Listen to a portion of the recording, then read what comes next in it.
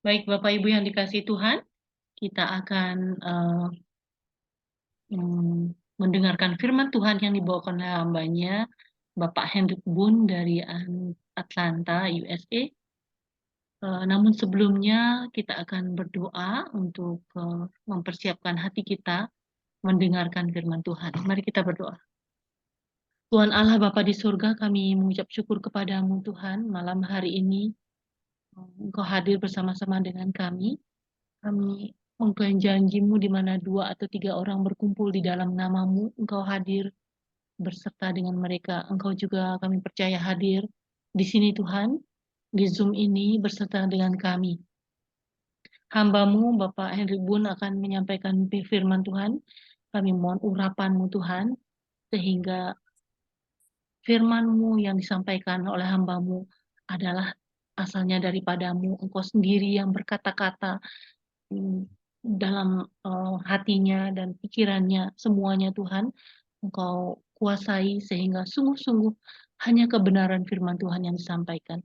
Berikan kami semua hati yang terbuka untuk menerima kebenaran firman Tuhan, menguji segala sesuatu sehingga sungguh-sungguh Tuhan, apa yang kami dengar, Tuhanlah yang memberikan kami hikmat dan pengertian yang dalam, sehingga sungguh-sungguh Tuhan, kami boleh diperbaharui oleh kebenaran firman Tuhan malam hari ini. Terima kasih Bapak, segala hormat pujian kami kembalikan hanya padamu.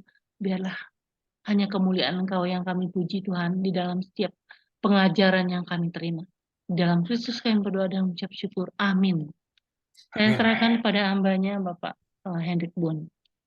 Ya, terima kasih atas waktu yang diberikan. Juga seperti biasanya, kalau saya tiba-tiba ada ngajar, itu berarti pembicaranya berhalangan atau tidak ada pembicaraan. Ya saya siap aja, siap waktu. Walaupun persiapannya nggak banyak, sedikit ya, bukan sebanyak nggak sedikit, maksudnya persiapan hampir nggak ada lah, boleh dibilang. Tapi saya berusaha untuk bisa memberikan pelajaran yang ada, pelajaran yang sudah sampai bosan dengerinnya, ya nggak apa-apa. Namanya juga belajar ya. Jadi sekali lagi saya mau minta Tuhan, saya mau berdoa sama Tuhan ya. Bapa di dalam surga, terima kasih atas pimpinan Tuhan. Tuhan telah mengumpulkan kami di tempat ini. Tuhan sudah memberikan orang-orang yang ingin belajar, membuka hati mereka. Karena kami tahu Tuhan, di dalam Kisah Para Rasul 2 dikatakan bahwa Tuhan sendiri yang akan menambahkan orang.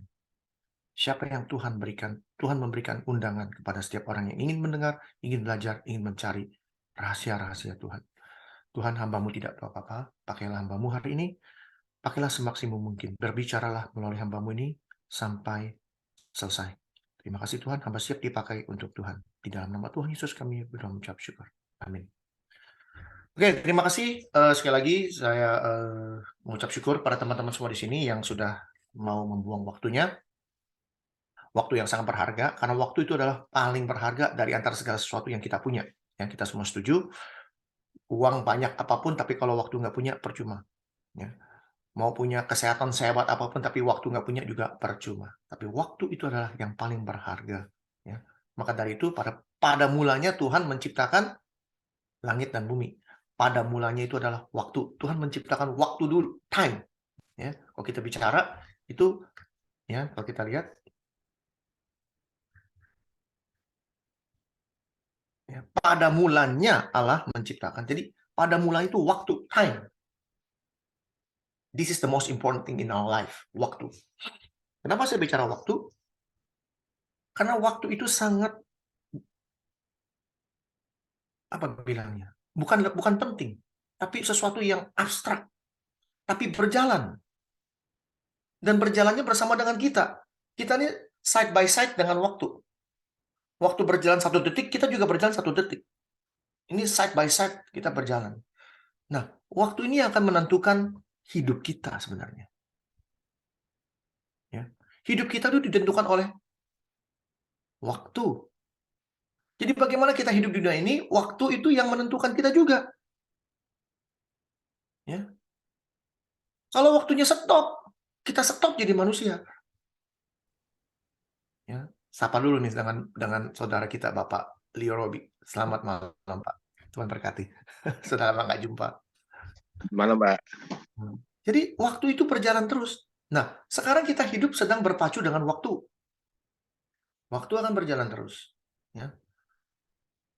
Sehingga kita harus sadar, waktu ini penting sekali. Dan kembali lagi Bapak Ibu sekalian yang memberikan waktunya untuk belajar di sini, itu tidak akan sia-sia. Tidak akan kembali sia-sia karena apa? Karena kita sedang belajar apa yang menjadi kebutuhan hidup kita, yaitu firman-Nya sendiri. Oke. Nah, jadi apa itu perbedaan antara tubuh baru dan manusia baru? Nih, sebenarnya saya khotbah 5 menit selesai harusnya. Kenapa? Ya gampang-gampang aja. Tubuh baru itu urusan di atas. Manusia baru itu urusan di bawah. Selesai. Sebenarnya itu aja. Di sini dikatakan perbedaannya apa? Yaitu perbedaannya itu. Nah, sekarang kita apa persamaannya atau koneksinya apa dengan manusia baru dengan tubuh yang baru? Ini koneksinya apa? Karena kita bicara satu ada di dunia, satu lagi di atas. Either di surga atau di neraka. Cuma 2 pilihan. Koneksinya apa? Ya. Karena kita hidup di dunia ini, maka kita akan bicara manusia baru dulu. Ya. Jadi manusia baru itu apa? Ciptaan baru itu apa? Ya, kita buka. Ya. Kolose.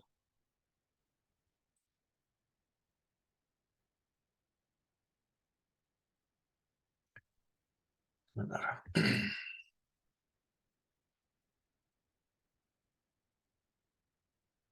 Ya. Karena itu, kalau atau jika kamu dibangkitkan bersama dengan Kristus, ya, artinya kalau kamu sudah mati di dalam Kristus dan kamu sudah dibangkitkan bersama dengan Kristus, artinya apa?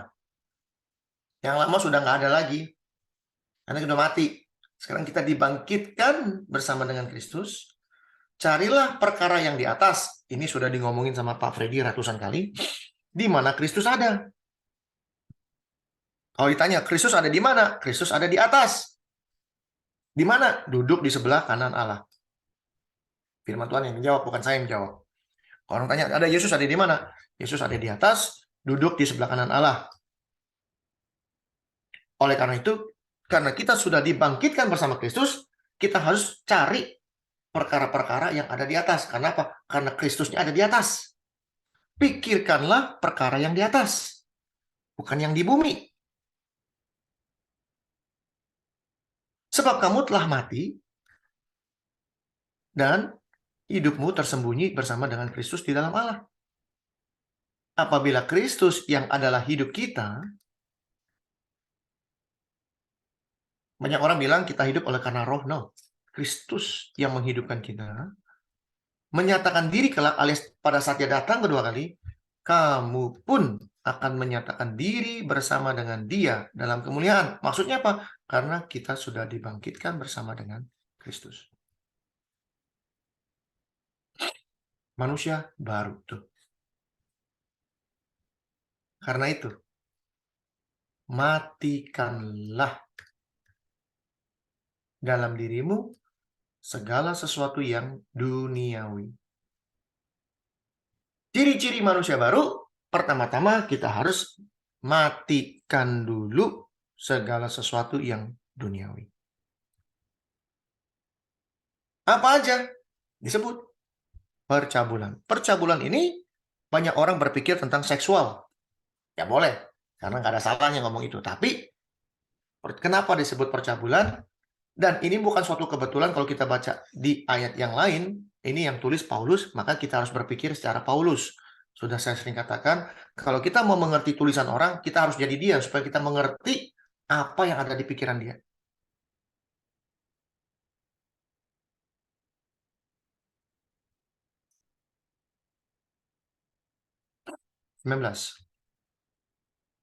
Perbuatan daging telah nyata. Disebut nomor 1 percabulan. Percabulan. Ya. Jadi kenapa percabulan? Karena percabulan itu konotasinya memang sangat seksual. Tapi percabulan di sini Paulus tahu sekali. Yaitu apa? Kita mencabulkan diri kepada Allah lain. Nomor satu. Hukum nomor satu. Jangan ada Allah lain di hadapanku. Allah lain itu apa? Macam-macam. Nomor satu. Yesus mengatakan, kamu tidak bisa menyembah dua Tuhan. Satu kepada Tuhan, satu lagi kepada Cien, Mamon, duit, fulus. Ya. Tuh. Tahu dia. Maka disebut itu satu nomor. Karena nomor satu, hukum nomor satu. Seksualitas. Ya, seksualitas. Kejatuhan manusia. Ya, kejatuhan manusia nih. Itu bukan karena seksualitas, karena melanggar hukum Allah. Ya. Itu hukum nomor satu juga. Udah dibilang jangan. Dia dengar Allah lain, itu setan suruh makan. Itu hukum nomor satu. Kain dan Habil. Ya. Tuhan bilang, hati-hati, dosa sudah ngintip. Dia bunuh juga. Dia nggak dengar Tuhan ngomong. Tuhan ngomong loh ini sama Kain. Dia dengar siapa? 1 Yohanes mencatat bahwa Kain keturunan si iblis. Dia dengar si iblis. Bunuh saja. Hukum nomor satu. Lalu masuk ke seksualitas di mana? Pada saat Tuhan menghancurkan seluruh bumi melalui air bah. Kenapa? Anak-anak Allah melihat anak-anak perempuan manusia diambil. Ngomongnya enak-enak loh. Kita lihat ya.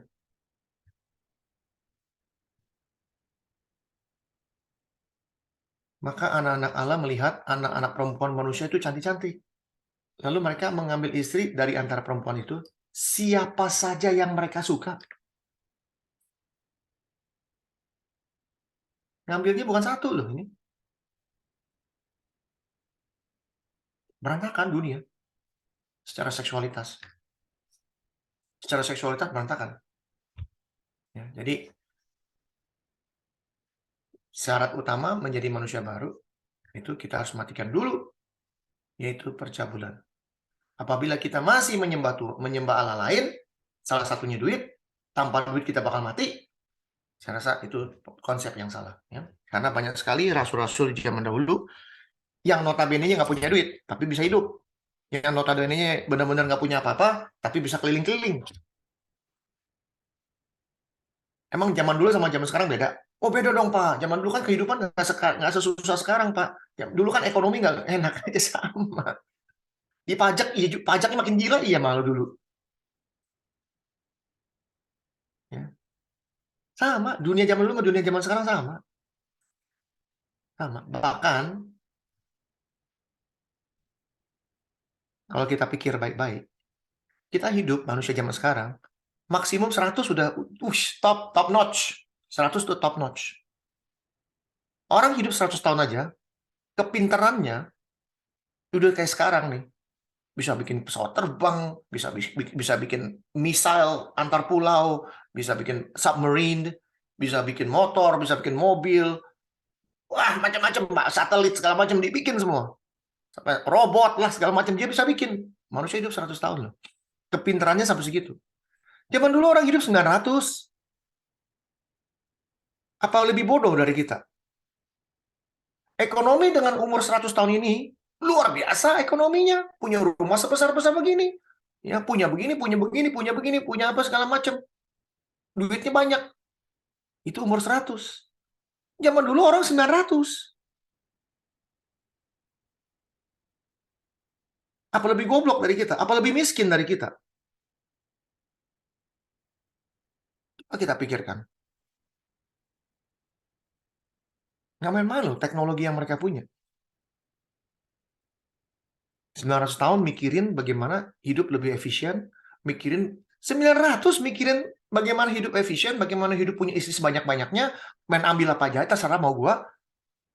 Sampai akhirnya pada satu titik manusia jahat semua, jahat semua, nggak main-main, jahat semua. Ya. Jahat semua beneran. Ketika dilihat Tuhan bahwa kejahatan manusia besar di bumi, satu bumi, bukan satu orang, satu bumi jahat semua, yang baik cuma satu. Dari semua cuma satu, Nuh mendapat kasih karunia. Satu, dari seluruh bumi cuma satu. Satu. Entar dulu dong Pak, Nuh kan ada keluarganya, ada istrinya, nggak disebut. Cuma Nuh. Kenapa? Nuh adalah seorang cuma satu-satunya, satu orang yang benar dan tidak bercela di zamannya orang itu, di antara orang-orang sezamannya. Di antara orang-orang sezamannya itu termasuk istri dan anak-anaknya. Nuh itu bergaul dengan Allah. Lalu Nuh punya anak 3, Sem, Ham, Yafet. Gitu. Makanya kenapa firman Tuhan yang mengatakan apabila satu orang diselamatkan, seluruh keluarga akan diselamatkan. Entah bagaimana caranya, itu terjadi di keluarga Lot. Lot yang percaya, seluruh keluarganya yang dikeluarin sama Tuhan. Termasuk istri-istri dan anak-anaknya.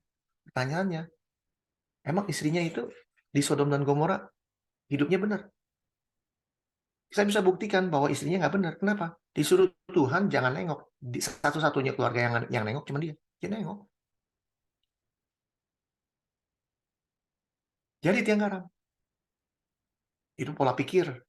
Bagaimana kita melihat sebuah cerita itu, kita pikirkan, ini cerita kenapa begini, kenapa begini, kenapa begini, kenapa begini. Terus, kita tanya terus. Jangan orang ngomong, ya oh ini benar, udah catat. No. Pikirkan apa yang dia ngomong, pikirkan apa yang dikatakan. Jadi orang Kristen yang namanya Alkitab, baca, jangan telan langsung. Selidiki. Apa benar ini firman Tuhan? Apa benar Tuhan begini? Apa benar firman Tuhan ngomong begini? Apa benar ini adalah firman yang asli dari Tuhan? Apa benar segala sesuatu yang Tuhan katakan ini terjadi? Apa benar Tuhan itu jadi manusia? Apa benar? Kalau kita sudah terima itu semua, kita sudah dapat jawabannya, kita jadi orang Kristen nggak malu-maluin. Kenapa? Kita memegang sesuatu yang kita benar-benar ngerti.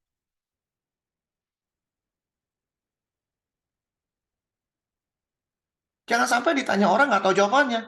Skakmat. Diketawain. Udah diketawain. Dikasih usul, ide sama orang yang jawab, yang nanya kita. Lu kan orang Kristen. Gue tanya lu nggak usah jawab. Lu ngapain jadi orang Kristen? Mendingan jadi agama gue aja. Gue ajarin sampai lu pinter. Agama gue yang paling bener. Dia pindah.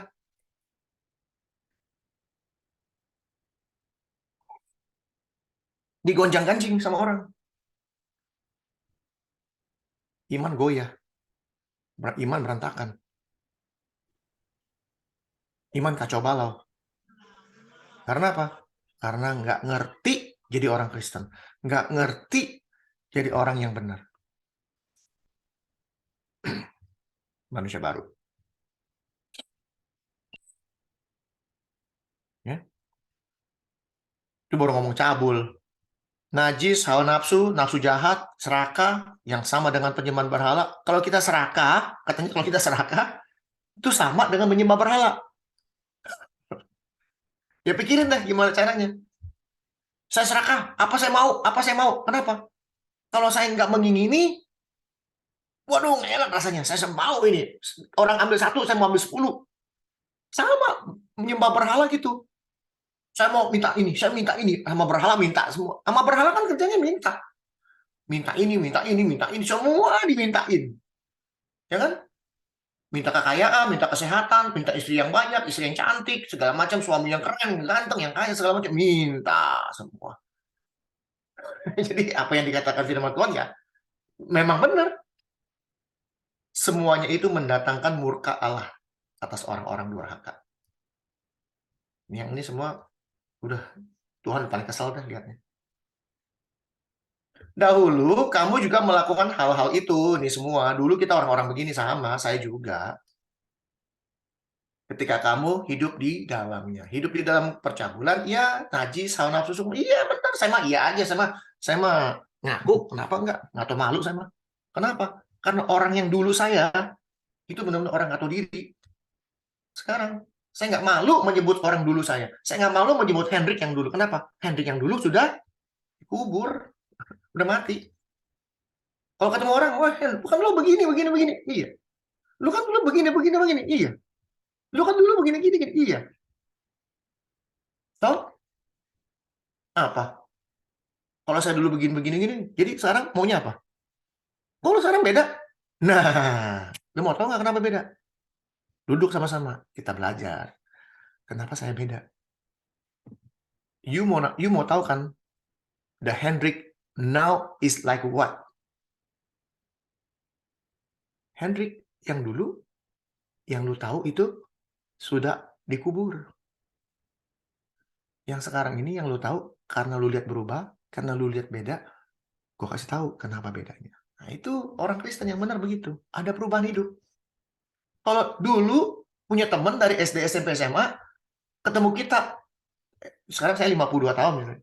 Ketemu saya, lu gak pernah berubah, lu dari dulu sejak gua kenal lu SMP, SMA begini aja, lu bener lu gak pernah berubah, gaya hidup lu kayak begini, lu ya, mata keranjang, dulu dari SMA udah mata keranjang, sekarang masih mata keranjang, lu gak pernah berubah. Saya orang Kristen.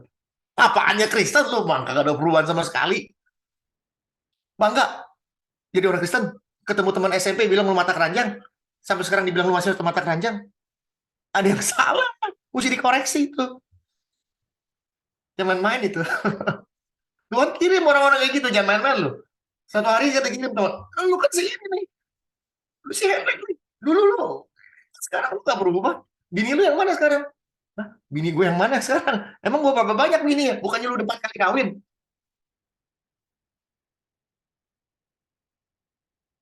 Tapi sekarang buanglah semuanya ini, disuruh buang. Yaitu marah, geram, fitnah, kata kotor. Jangan lagi kamu saling mendusai, karena kamu telah menanggalkan manusia lama serta kelakuannya. Manusia lama kita, jangan malu. Jangan malu kita sebutkan di depan orang. Ingat, apa yang terjadi dengan kita dulu, manusia lama, jangan pernah malu kita sebutkan dengan mulut kita. Kenapa? Itu yang terjadi. Pada saat kita nggak malu menyebutkan manusia lama kita kepada teman-teman kita, kepada saudara-saudara kita, semua orang, kita bebas loh. Orang mau ngomong apa lagi? Lu kan dulu penjahat. Iya. Mau ngomong apa lagi? Tapi sekarang lu sih nggak jahat ya. Lu beda, lu baik. That's a new life. A new life has formed. Hidup yang baru sedang dibentuk. Pembentukan kehidupan yang baru.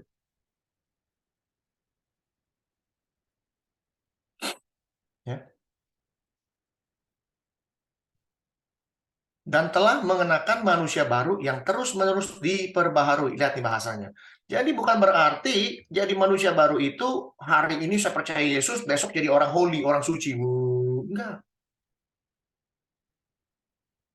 Ini ada kata continuous tense, terus-menerus.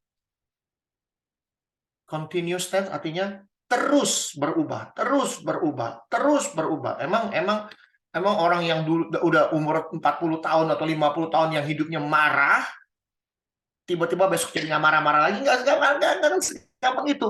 10 tahun. 10 tahun saya digembleng di restoran saya. Saya ini orang nggak sabar.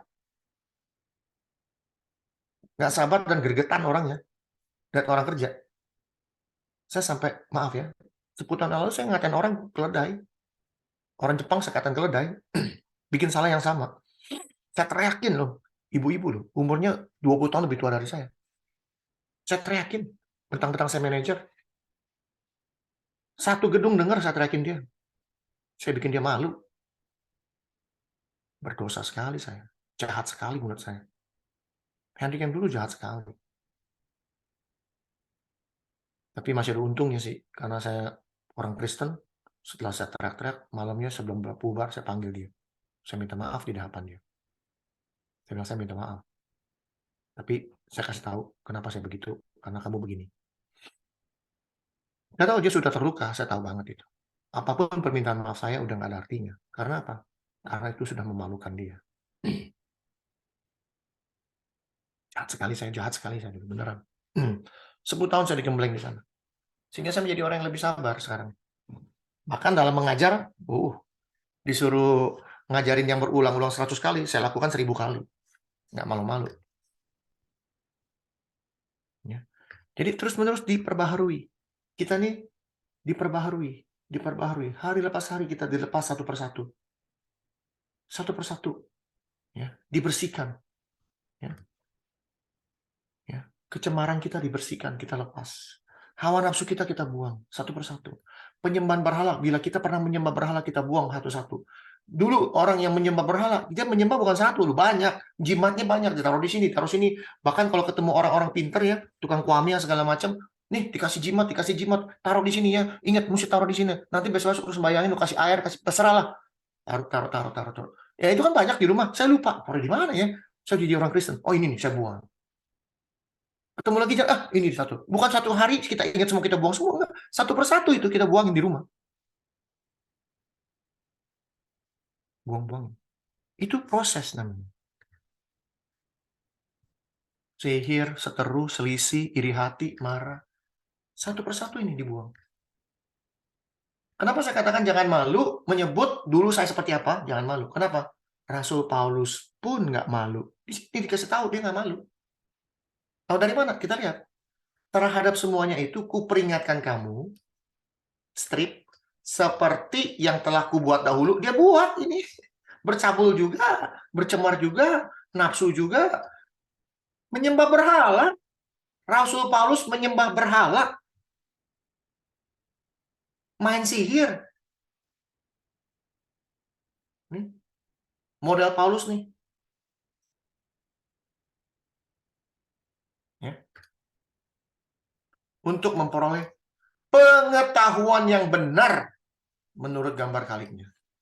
Menjadi manusia baru, kita harus punya pengetahuan yang benar. Tentang siapa? Tentang dia.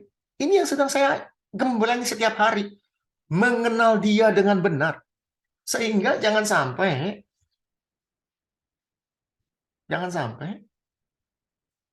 ayat ini berlaku kepada kita. Aduh, kiamat kalau sampai berlaku. Setiap orang yang tetap berbuat dosa, itu tidak melihat, bahkan tidak mengenal. Kita menjadi ciptaan baru, menjadi manusia baru, itu kita punya pengetahuan yang benar. Artinya apa? Kalau bilang pengetahuan, yang namanya pengetahuan, nggak jatuh dari langit. Belajar. Tanya. Tuhan bilang, selidikilah aku. Ujilah aku. Artinya apa? You don't believe me? Uji. Apa yang firman Tuhan katakan? Diuji. Dicari. Apa benar? Apa benar? Apa benar? Seperti saya katakan tadi. Saya skakmat di Yeskiel 11. Tuhan, kalau saya salah, saya akan kasih tahu di dunia ini. Saya sudah salah misalnya nih. Kalau saya sudah salah ngajarin orang bahwa manusia nggak ada roh. Ternyata manusia ada roh. Ternyata nggak salah. Kenapa? Karena saya dapat itu dari Tuhan sendiri. Pada saat skakmat dengan firman ini, Tuhan bagaimana nih Tuhan? Saya berdoa. Hari itu juga Tuhan. Detik itu juga Tuhan suruh baca. Nih, baca 36. Ada jawabannya. Roh yang baru itu bukan roh manusia, tapi rohku yang ada di dalam hidupmu.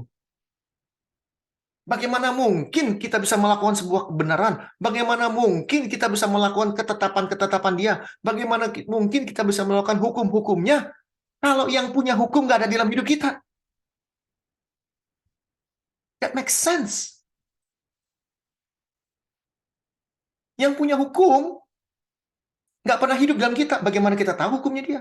Tapi karena yang punya hukum hidup di dalam kita, tidak tahukah kamu bahwa tubuhmu adalah bait Allah? Maka kita ngerti. Ini ketetapan dia. Ini hukumnya dia. Ini peraturan dia. Dibilang jangan, ya jangan. Dibilang lakukan, ya lakukan. Simple. Straightforward. Very simple. Ya. Jadi, pertanyaannya mungkin begini. Semuanya berasal dari mana? Ya dari hati lah, ya, Matius. Tapi kembali lagi pikiran kita nih ngontrolnya gimana? Kan dikatakan, pikirkanlah, ya, pikirkanlah perkara yang di atas. Artinya bagaimana cara ngontrolnya? Ngontrol pikiran kita untuk berpikir ke atas gimana caranya?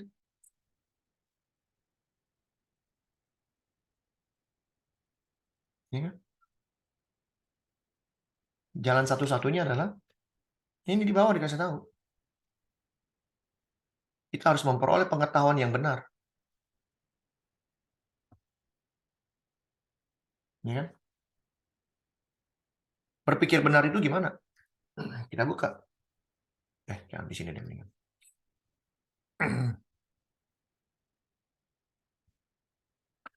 2 Korintus 4.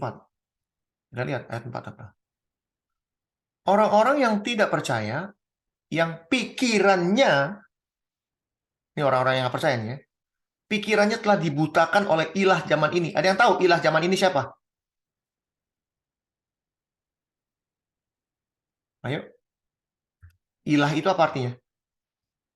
Tuhan, huruf kecil. Pikirannya dibutakan oleh ilah zaman ini siapa? Ada yang tahu? Setan. Dia jawabnya langsung. Pikirannya dibutakan oleh setan. Sehingga mereka tidak melihat cahaya Injil tentang kemuliaan Kristus yang adalah gambaran Allah. Kita mesti ngerti dulu nih frame-nya. Kristus itu adalah gambaran Allah. Dia, Tuhan, menjadi manusia. Ya. Dia yang Tuhan menjadi manusia. Yang notabene-nya, dia juga Tuhan. Dia 100% manusia, dia juga 100% Tuhan. Kalau kita mau bilang Yesus adalah 100% manusia, jangan lupa tambahin Yesus juga 100% Tuhan. Karena apa? Karena dia adalah gambarannya Tuhan. Ya. Jadi kita harus tahu dulu pengetahuan tentang dia. Kita harus mengerti tentang dia. Itu penting sekali. Sangat penting sekali. Ya. Jadi kalau kita mau ngomong sesuatu, ini ada satu quote ya, quote dari mungkin dari apa? Quote dari bukunya zaman dulu Lao Tzu kalau nggak salah. Ya, Lao Tzu, Lao Tzu atau apa sih? Saya lupa namanya. Lao Tzu ya. Pokoknya begini lah ngomongnya. Kalau kita menabur pikiran kita, ya, menabur nih ya, pikiran kita akan menuai perbuatan. Setuju? Kalau kita menabur pikiran kita akan menuai perbuatan kita. Apa yang kita pikirkan, misalnya saya mau makan, terus saya tabur. Perbuatannya apa? Ya saya cari piring, cari nasi, ya, itu perbuatannya. Kalau kita menabur pemikiran kita atau pikiran kita, maka kita akan menuai perbuatan kita. Apabila kita menabur perbuatan kita akan menuai kebiasaan. Kebiasaan saya makan nasi. Saya nggak bisa makan keju doang, nggak bisa cuma makan nasi. Ada orang bahkan bilang, udah makan sebanyak-banyaknya nih, nggak nyentuh nasi. Nggak kenyang. Karena terbiasa. Jadi kalau kita menabur pemikiran, lalu kita akan menuai perbuatan.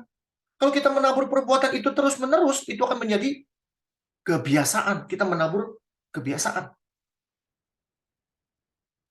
Kalau kita menabur kebiasaan yang terus-menerus dilakukan, kebiasaan. Jadi apa? Apa yang kita tabur? Apa yang kita tuai? Karakter.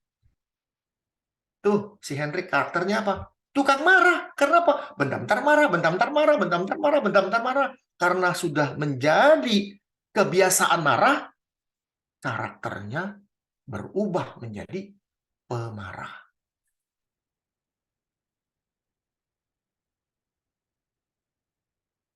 Apabila kita sudah menabur karakter itu, apa yang kita akan tuai? Our future. Masa depan kita ditentukan oleh karakter kita hari ini. Setuju?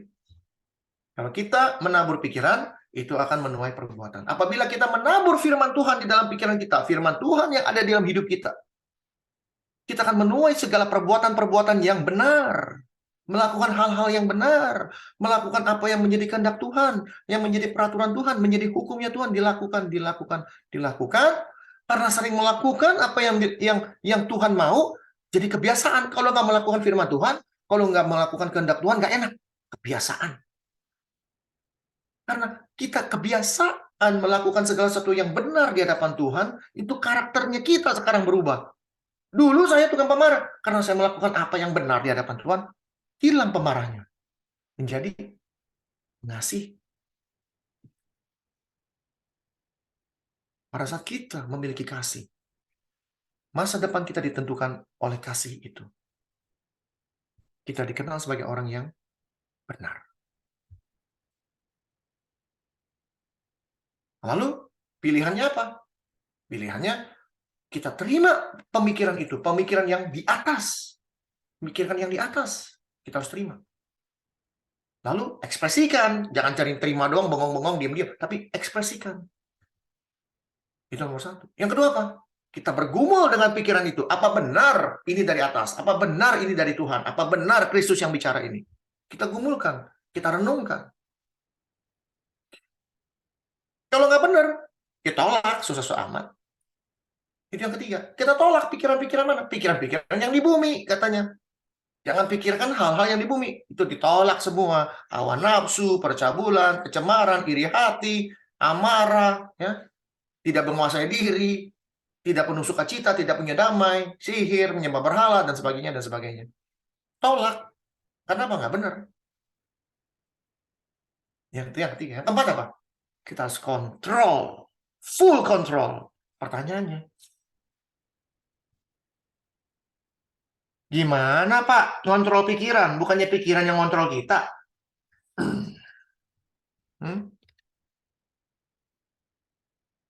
Betul?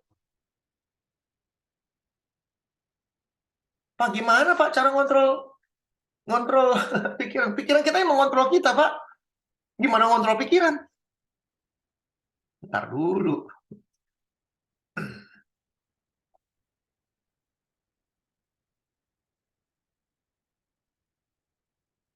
Mana tuh?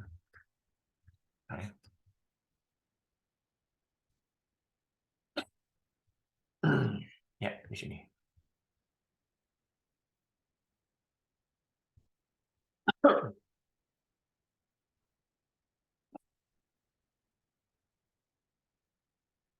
Banyak orang berpikir bahwa gimana cara ngontrol pikiran, Pak? Orang pikiran kita yang ngontrol kita. Bentar dulu. Apa kata firman Tuhan? Siapa yang kontrol? Ya. Karena dari hati timbul pikiran jahat. Jadi kalau ada pikiran yang aneh-aneh, jahat, pembunuhan, perzinahan, segala macam, itu semua dari hati. Hatilah yang kontrol. Sejarah atau bukan sejarah, Alkitab, dari seluruh buku Alkitab yang ada di kita baca ini, itu menjelaskan bahwa yang harus diperhatikan hati, bukan pikiran. Hati. Bahkan Tuhan mengatakan di dalam Yeskiel tadi, ya, aku akan menaruh rohku di dalam batinmu, di dalam hatimu. Aku akan memberikan hati yang baru, hati yang taat. Bukan pikiran yang taat, tapi hati yang taat.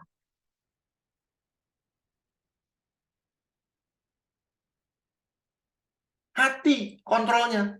Hati itu yang mengontrol hidup kita. Hati itu yang mengontrol cara ngomong kita, cara berbuat kita, apa yang kita lakukan, apa yang kita pikirkan, mau berbuat baik, mau berbuat jahat, itu semua dari hati. Hati itu adalah pusat kontrol hidup kita. Notabene-nya, hatimu adalah kamu.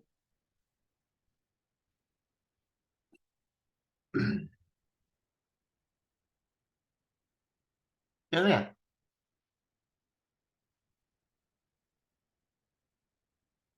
Markus juga ngomong, dari dalam hati orang timbul pikiran jahat, cabul, curi, segala macam, hujat, sombong, iri hati. Apa bedanya dengan Galatia? Sama. Apa yang diajarkan Paulus, diajarin Markus, diajarin Matius, Yohanes, Petrus, semua dia sama. Kenapa bisa sama? Karena gurunya sama, pelajarnya sama, konsepnya sama. Zaman sekarang, konsepnya ada 43.000, denominasi ada 43.000 di dunia. Ada 43.000 konsep. Kacau. Oke? Jadi, manusia baru itu, kita harus bisa mengontrol pikiran kita. Ya. Bagaimana, apakah pikiran-pikiran saya itu sesuai dengan perintahnya Kristus? Ya.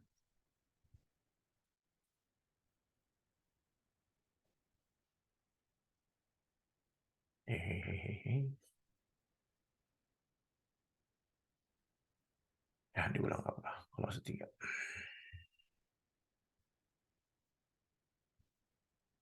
Ya. Jadi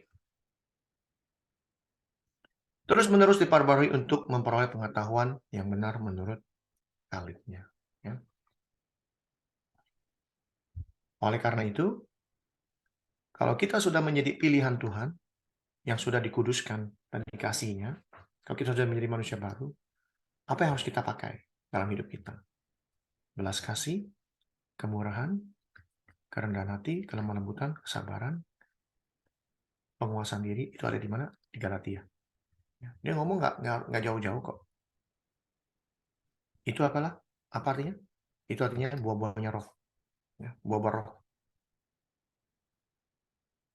Ya. Kasih, sukacita, damai sejahtera, sabar, murah, baik, setia, lemah lembut, dan bisa menguasai diri. Inilah manusia baru. Kalau nggak ada dari semuanya ini, kalau nggak ada 9. Kalau nggak ada, tambahkan setiap hari. Sehingga kita full, ya kita sempurna. Seperti Bapamu yang sempurna, kita harus sempurna. Sempurnanya apa? Ini, kita harus punya kasih, sukacita, damai sejahtera, sabar, murah, baik, setia, lemah lembut, dan bisa menguasai diri. Kita menjadi manusia yang sempurna. Banyak orang yang nggak bisa kita sempurna. Ya karena apa? Karena kamu standarnya Tuhan yang nggak akan. Tapi kalau standarnya Kristus, ya kamu bisa seperti Kristus. Karena apa? Karena dia juga manusia. Kalau dia bisa lakukan, ya kita bisa. Itu aja yang gampang. Karena yang diajarin tuh dari dulu, oh, kita nggak bisa, kita nggak bisa, kita nggak bisa, kita nggak bisa, kita nggak bisa. Sampai detik hari ini kita bilang kita nggak bisa. Sekarang saya mau rubah. Kita bisa, kita bisa, kita bisa, kita bisa. Mau atau enggak? Mau atau enggak? Mau. Saya udah buktikan bisa kok. Saya bisa. Kenapa yang lain nggak bisa? Gitu kira-kira. Selesai dengan manusia lama dan manusia baru. Tubuh yang baru. Waduh, panjang lagi, 2 jam lagi. Saya harus kerja ntar. Ini nggak apa-apa. Ya, kita sikat terus hari ini habis-habisan. Manusia baru. Setelah kita menjadi manusia baru, pengharapan kita apa? Pengharapan kita apa? Setelah menjadi manusia baru. Pengharapan kita adalah tubuh yang baru. Ini kita bicara akan datang. Tubuh yang akan datang. Karena tubuh yang fana ini, kita hidup di dalam tubuh yang fana ini, kita berjuang, bukan berjuang melawan ini, melawan itu, melawan orang. Kita berjuang melawan tubuh sendiri. Kita berjuang untuk menyelamatkan tubuh kita, bukan roh kita, menyelamatkan tubuh kita. Ya. Kita lihat apa kata Paulus. Ini namanya korelasinya, bukan perbedaan. Perbedaannya cuma satu tadi. Satu di dunia, satu di surga. Gitu doang udah. Maka saya bilang gampang sekali. Tapi korelasinya apa? Ya.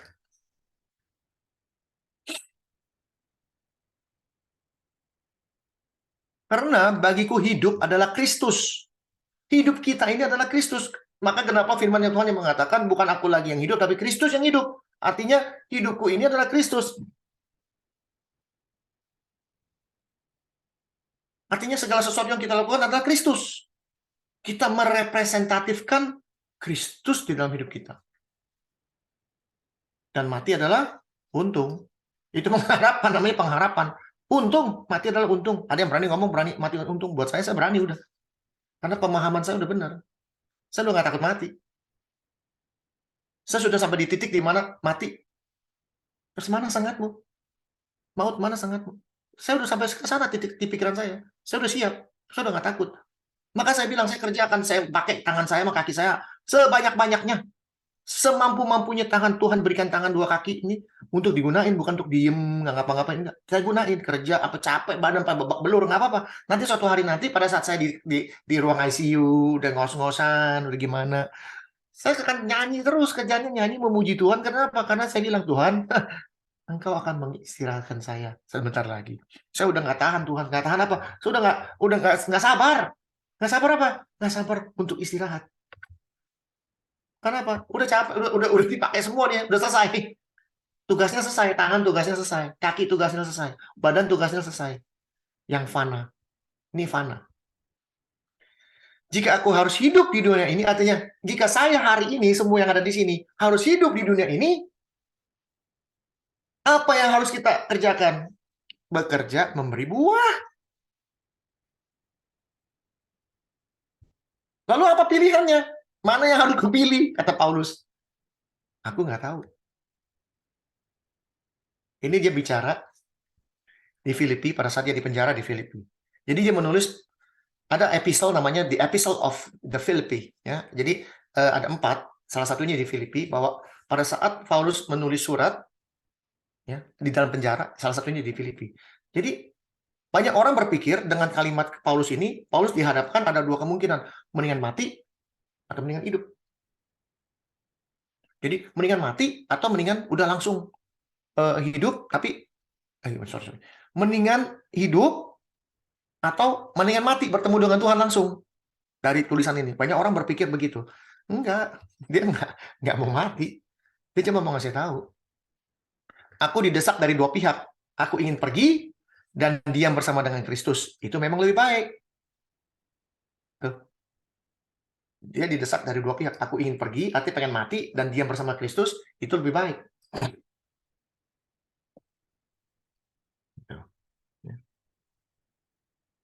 Dari mana kita tahu dia ditulis di penjara? Ya naik di atas lah. Kita lihat di atas. Supaya jangan, oh Bapak ngomong sembarangan. Ada di atas dia bilang. Mana tuh? Memang sudahlah sepatutnya aku berpikir demikian akan kamu semua. Sebab kamu ada di dalam hatiku. Oleh karena kamu semua turut mendapat bagian dalam kasih karunia yang diberikan kepadaku. Baik pada waktu aku dipenjarakan. Ya, ayat 13 juga ngomong begini kalau nggak salah. Sehingga telah jelas bagi seluruh istana dan semua orang lain bahwa aku dipenjarakan karena Kristus. Berarti dia di penjara. Di Filipina dia di penjara. Ya. Jadi ya jelas dia ada di penjara. Ya. Kita lihat lagi. Ya, sambung.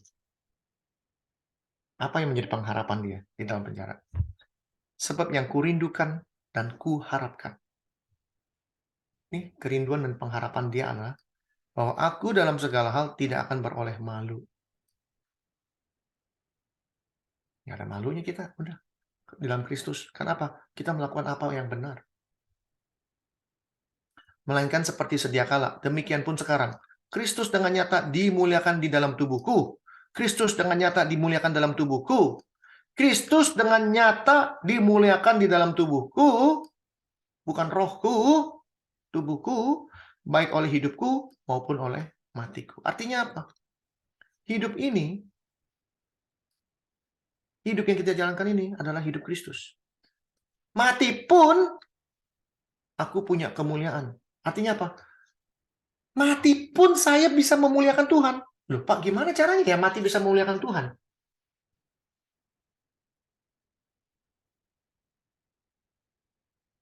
Bagaimana caranya bisa memuliakan Tuhan kalau mati?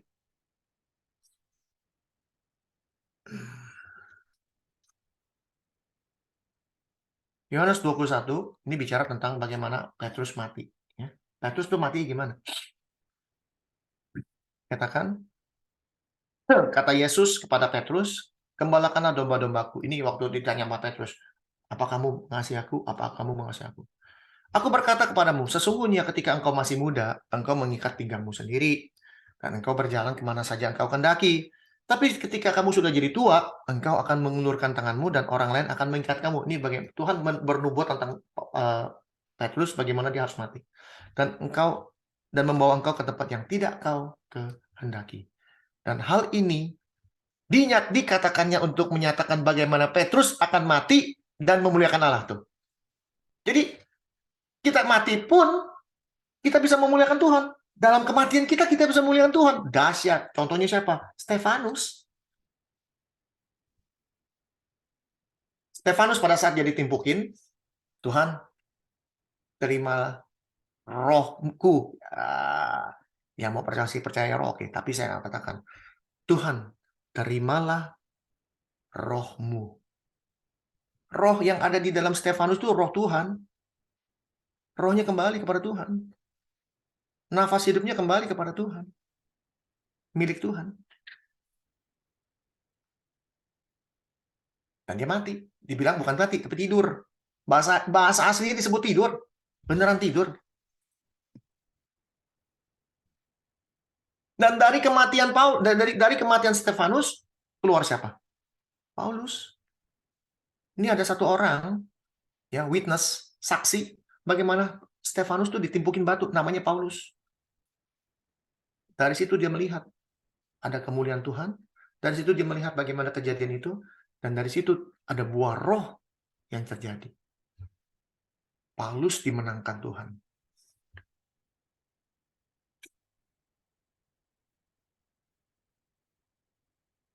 Ya.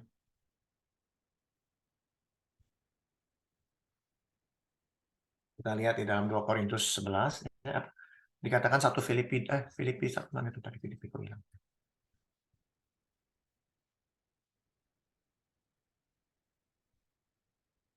Ya. Karena bagiku hidup adalah Kristus dan mati adalah keuntungan. Emang maksudnya apa? Apa Paulus nggak takut mati atau gimana? Dia memang udah nggak takut mati. Ini orang sampai bisa berpikir mati ada keuntungan, ya Pak. Ini orang udah nggak takut mati. Cuman apa yang membuat dia nggak takut mati? Itu pertanyaannya. Apa yang membuat dia nggak takut mati? Sama seperti saya. Jawabannya ada di dalam 2 Korintus. Dikasih tahu sama Paulus. Ya. 2 Korintus 11 ya. 11. Ini bicara mengenai apa? Ya. Apakah mereka pelayan Kristus? Aku berkata seperti orang gila. Ini sudah ngomong ratusan kali. Aku lebih berjeri lala, lebih sering di dalam penjara, didera luar batas, kerap kali dalam bahaya maut, 5 kali disesat, 40 kali sekurang 1 pukulan, 3 kali didera, 1 kali dilempari batu, 3 kali mengalami kapal keram, sehari semalam terkatung-katung. Dalam perjalananku aku sering diancam bahaya banjir, bahaya penyamun, bahaya dan sebagainya, bahaya tengah laut, bahaya sipak saudara palsu. Aku berjeri lelah dan bekerja berat, kerap kali tidak tidur, lapar, dahaga, berpuasa, kedinginan, tanpa pakaian, bugil, dirampok sampai nggak punya baju, dan dengan tidak menyebut banyak hal lain. Maksudnya banyak sekali hal-hal ini. Urusanku sehari yaitu untuk memelihara semua jemaat-jemaat. Capek nggak begini? Capek. Hidup jadi orang kaya capek nggak? Capek. Semua. Saya menaruh standar saya, the bar. I set my standard bar. Saya ngeset standar saya ini di sini. Sehingga saya nggak berani minta duit. Kalau saya ngajarin kayak begini nih, saya bisa kaya. Kalau mau saya bisa bikin seminar aja, sabrak-abrak sesuatu yang baru yang orang nggak pernah dengar.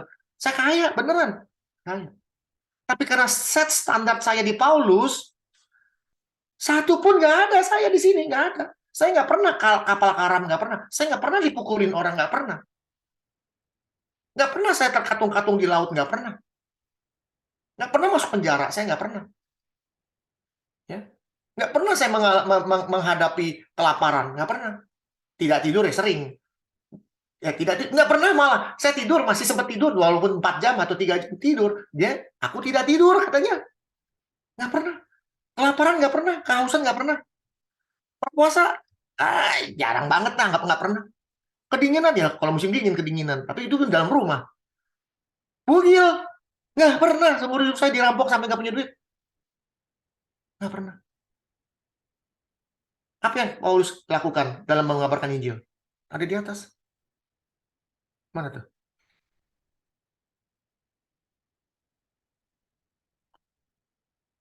Apakah aku berbuat salah jika aku merendahkan diri untuk meninggikan kamu? Karena aku memberitakan Injil Allah kepada kamu dengan cuma-cuma, gratis. Gratis. Lalu saya mau ngeset harga untuk ilmu saya. Diketawain Tuhan saya. Paulus yang udah lebih capek dari lu aja nggak minta bayaran, masa lu minta bayaran, Hendrik? Atau malu banget? Kenapa sih Paulus nggak takut? Capek begini, dia capek hidup begini. Saya juga capek hidup seperti ini, tapi saya menjalankannya bersama Kristus. Tidak tahukah kamu bahwa Allah turut bekerja di dalam segala sesuatu? Artinya segala sesuatu yang saya lakukan ini Tuhan ikut bekerja. Kita bukan sendirian. Sehingga pada saat kita dihadapkan oleh maut, hai maut, di mana sengatmu? Karena apa? Karena ini. Ini pengharapan dalam hidup saya. Ya. 14:13. Wahyu 14:13. Ini harus kita pakai. Dan aku mendengar suara dari surga, tuliskan, berbahagialah orang-orang mati yang mati dalam Tuhan sejak sekarang ini. Sekarang ini. Ini present tense. Sekarang ini, artinya sekarang juga. Kalau mati di dalam Tuhan, sungguh, kata Roh Kudus, kata Roh Tuhan, supaya mereka boleh istirahat. Capek. Tuhan, udah waktunya istirahat, Tuhan. Badan saya udah hancur. Hancurnya apa? Udah saya pakai habis-habisan nih, Tuhan. Saya pakai habis-habisan. Tuhan kasih, saya pakai habis-habisan. Untuk apa? Untuk bersama-sama dengan Tuhan, memuliakan Dia. Mengajarkan pengetahuan yang benar tentang Dia. Saya pakai. Capek-capek.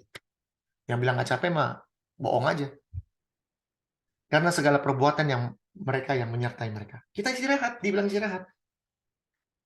Makanya dibilang, mati untung. Kenapa? Istirahat, bukan mati, saya istirahat. Istirahat yang panjang. Tidur yang panjang sampai jadi tulang. Tidur kepanjangan jadi tulang. Pada saat Dia datang, saya yang hidup bersama-sama dengan Tuhan. Tuhan akan berikan urat. Tuhan akan berikan daging. Tuhan akan berikan kulit yang baru. Dan Tuhan akan memberikan nafas hidupnya yang baru lagi. Yaitu nafas yang kekal yang Tuhan berikan. Sehingga nafas yang ada sekarang ini, Roh Allah yang ada di dalam hidup ini, akan terus hidup di dalam diri saya. Di dalam diri kita semua di sini. Yang sudah percaya kepada Kristus. Yang sudah menjalankan seluruh hukum-hukum Tuhan. Dengan tak bercacat celah. Hidup kekal bersama Tuhan jauh lebih baik daripada hidup yang enak-enak sementara di dunia ini. Ujung-ujungnya maut.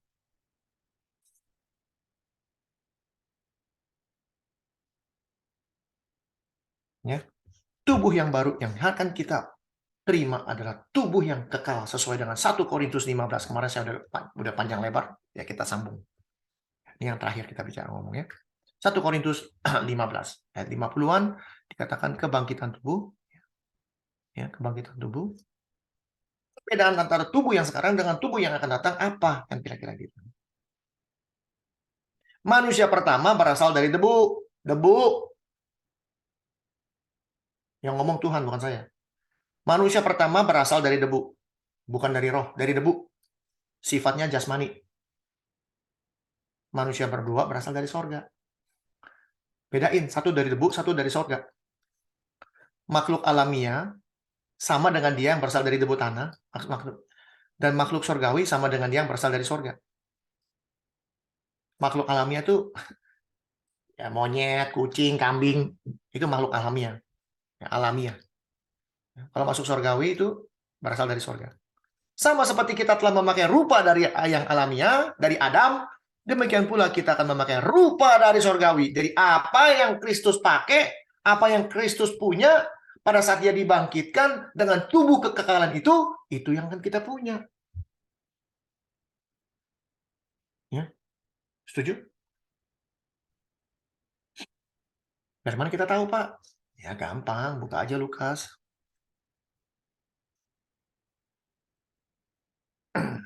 Lukas terakhir 24 alias kebangkitan Tuhan. Ya. Yesus menambahkan diri. Ini Tuhan udah bangkit. Tuhan menambahkan diri. Lihat.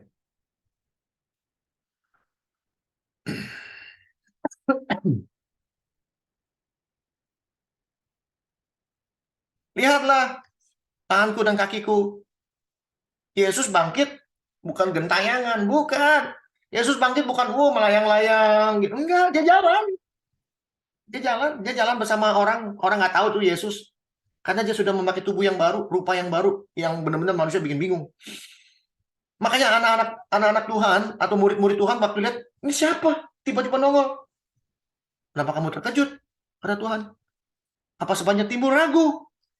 Lihat tangan dan kakiku. Aku sendiri. Kata Tuhan, you don't know me. Look my hand. Look my leg. Dia bilang, tubuh. Raba. Disuruh raba. Diraba nggak? Ya diraba. Siapa yang raba? Thomas. Lihat. Karena hantu. Ya hantu bolehlah. Tapi ini sebenarnya roh. Bicara roh. Kalau mau ngomong roh di sini. Artinya roh. Roh itu siapa? Tuhan. Roh itu siapa? Malaikat. Roh itu siapa? Setan. Sama. Setan itu tuh roh. Malaikat itu tuh roh. Setan dulunya malaikat. Tuhan adalah roh. Allah adalah roh. Yohanes. Karena roh tidak ada daging dan tulang. Kita ini manusia punya daging dan tulang. Kita bukan manusia roh. Kita makhluk alami. Makhluk roh nggak punya tulangnya. Jadi kalau kita nanti suatu hari lihat malaikat, lihat setan, itu benar-benar roh. Nggak ada tulangnya, nggak bisa dipegang. Nggak bisa. Seperti yang kamu lihat padaku. Lalu, apalagi yang bisa kita ambil cerita dari sini? Sambil berkata demikian, ia memperlihatkan tangan dan kakinya kepada mereka. Nih, pegang. Semuanya pegang-pegang. Iya lu nih Tuhan. Sama. Dan ketika mereka belum percaya, karena girangnya masih heran, masih bingung. Kok bisa bangkit ya manusianya? Udah mati disalib, dipukulin begini banyak.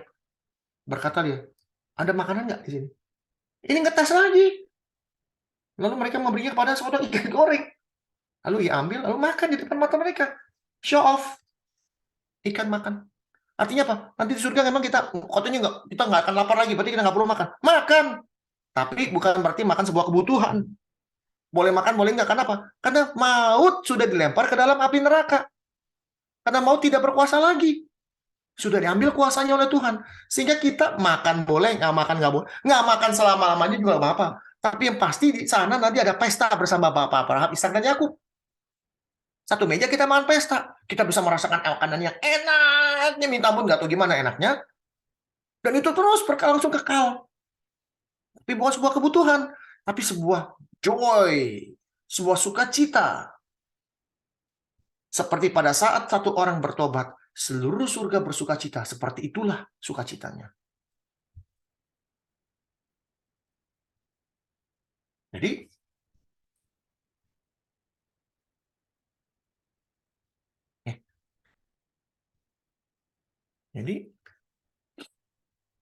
kita akan memakai rupa dari surgawi. Rupanya Tuhan, punya tangan, punya kaki, tubuh yang mulia, bukan roh. Ya.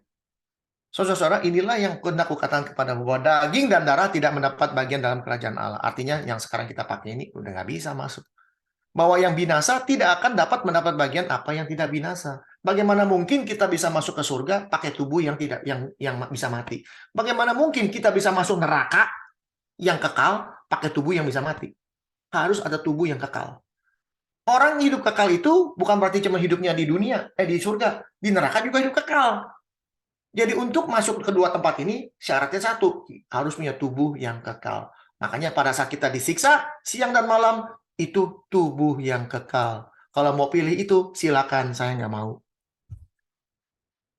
Sesungguhnya aku menyatakan kepadamu satu rahasia, ini rahasia Tuhan. Kita tidak akan mati semua, tapi semuanya akan diubah dalam sekejap mata pada waktu bunyi nafir yang terakhir. Ada di mana ayat ini? 1 Tesalonika. Ya. Ini kami katakan kepadamu dengan firman Tuhan. Di sini sebut rahasia. Oh, bisa aja nih Pak, rahasianya bukan Tuhan punya. Enak aja. Paulus kasih tahu firman Tuhan. Kami katakan dengan firman Tuhan, kita yang hidup, yang masih tinggal sampai kedatangan Tuhan, tidak sekali-sekali mendoakan mereka yang mati. Sebab pada waktu tanda diberi, yaitu pada penghulu malaikat bersu dan sangkakala Allah berbunyi, sama nggak? Sama. Kita tidak akan mati semua, tapi semuanya akan diubah dalam sekejap mata pada waktu bunyi nafiri yang terakhir. Sebab nafiri akan berbunyi dan orang-orang mati akan dibangkitkan dalam keadaan yang tidak dapat binasa. Dan kita semua akan diubah. Sama. Penghulu malaikat bersu dan sangkakala berbunyi, maka Tuhan sendiri akan turun dari sorga. Mereka yang mati dalam Kristus bangkit duluan. Sesudah itu baru kita yang hidup akan diangkat bersama-sama dengan Tuhan. Di mana? Di angkasa. Bukan di bumi, di angkasa. Nanti Anda bilang, oh Bapak, kan ada ayat yang mengatakan Tuhan menginjakan kaki di bumi. Ya emang ada di mana ayatnya? Zakaria. Benar, tapi jangan lupa, itu cerita apa? Cerita perang yang akan datang. Perang. Yesus perang akan menginjakan kakinya di bumi. Dia akan perang melawan siapa? Melawan itu iblis. Dan sekutu-sekutunya yang jumlahnya seperti pasir di laut. Karena yang dapat binasa ini, tubuh yang binasa ini, walaupun kita sudah capek, tapi kita akan binasa. Karena apa? Karena Roma 6:23. Upah dosa adalah maut. Mau siapapun orangnya, mau hidupnya suci kayak apapun, pasti mati. Benar. Siapapun orangnya, pasti mati. Harus mengenakan yang tidak dapat binasa. Loh, bagaimana dengan Henok? Bagaimana dengan Elia? Saya udah kasih tahu, dua-duanya pasti mati. Nanti di akhir zaman mereka pasti mati. Mereka yang diutus oleh Tuhan, dua saksi, dua ini harus mati. Sehingga genap firman ini harus ada. Yang tidak dapat binasa ini harus mengenakan yang tidak dapat binasa. Yang binasa ini harus mengenakan yang tidak dapat binasa. Karena apa? Henok dan Elia masih menggunakan yang dapat binasa. Dia disimpan di mana? Pak, jadi Henok dan Elia disimpan di mana? Ya saya nggak tahu, karena nggak ada jawabannya di Alkitab. Yang tahu Tuhan. Dan yang dapat mati ini harus mengenakan yang tidak dapat mati. Bagaimana mungkin? Oh, Tuhan kan berdaulat, Tuhan bisa. Kalau udah pakai Tuhan saya udah nyerah deh. Tapi secara logika, secara yang benar, firman Tuhan nggak bikin kita bingung. Manusia, kalau dikatakan upah dosa adalah maut, dan setiap orang yang lahir dari daging harus mengalami kematian, ini dua juga harus ngikut. Kalau nggak fair banget. Dan sesudah yang dapat binasa ini mengenakan yang tidak dapat binasa, yang dapat mati ini mengenakan yang tidak dapat mati, maka genaplah firman Tuhan yang tertulis. Artinya apa? Mau orang Kristen kek, mau orang Buddha kek, mau orang Islam, mau agama apapun, kalau semuanya sudah pakai baju yang baru, alias tubuh yang kekal, maut, di mana sengatmu? Udah nggak bisa mati. Banyak orang mau mati di neraka nih. Banyak yang mau mati pasti. Mati aja deh biar nggak ngerasain apa-apa. Nggak bisa mati. Maut, mana sengatmu? Sengat saya dong, matiin saya dong. Saya mau mati, udah nggak tahan nih. Disiksa kayak begini.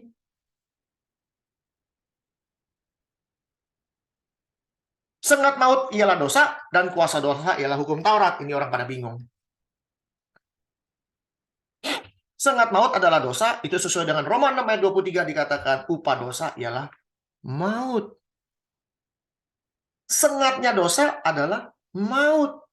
Jadi kalau sengatnya maut adalah dosa. Kalau kita melakukan semua perbuatan-perbuatan dosa, karena hidup kita melalui daging yang dosa ini, konsekuensinya adalah maut.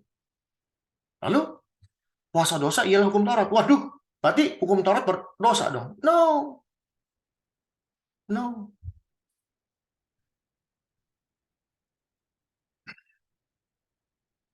Roma berapa ya? Hukum Taurat.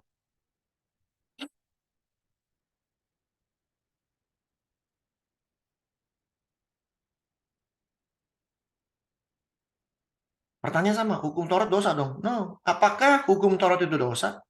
Sama pertanyaannya. Pertanyaan 2000 tahun yang lalu. Berarti hukum Taurat dosa dong? No. Jawab bukan.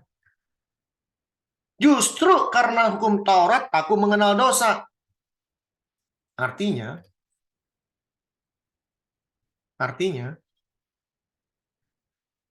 kuasa dosa. Artinya dosa itu bisa berkuasa, bisa berkembang, makin hebat, makin dahsyat. Namanya kuasa. Makin dahsyat karena hukum Taurat kasih tahu. Aku tidak tahu, katanya Paulus, aku nggak tahu apa itu keinginan. Kalau hukum Taurat tidak mengatakan jangan mengingini. Hukum Taurat jadi zaman dulu. Sebelum hukum Taurat turun, orang main ambil istri orang aja sembarangan. Enggak dosa. Oh, dari mana dosa? Hukum Taurat diberikan kepada manusia, kasih tahu, lu jangan mengingini istri orang, itu dosa. Oh. Tapi karena hukum Taurat dikasih kepada manusia, dosa itu dan tadinya tidur, jadi bangun. Oh, itu dosa. Dia bangun. Setelah bangun, dia mulai berkembang. Ternyata bukan ngingini istri doang. Ngingini suami juga nggak boleh. Ngingini rumah dia juga nggak boleh. Mengingini kambing, domba, monyet, segala macam juga nggak boleh. Mengingini seluruh keluarga besarnya juga nggak boleh. Mengingini bisnisnya juga nggak boleh. Mengingini nyawanya pun nggak boleh. Berkembang. Berkuasa aja. Hukum Taurat waktu nggak ada, dia tidur. Nggak ada yang tahu itu dosa. Tapi hukum Taurat turun, dosa jadi hidup. Pada saat dosa itu hidup, dia berkembang. Dia berkuasa sekali. Itu maksudnya. Sengat maut, dosa, kuasa dosa adalah hukum Taurat.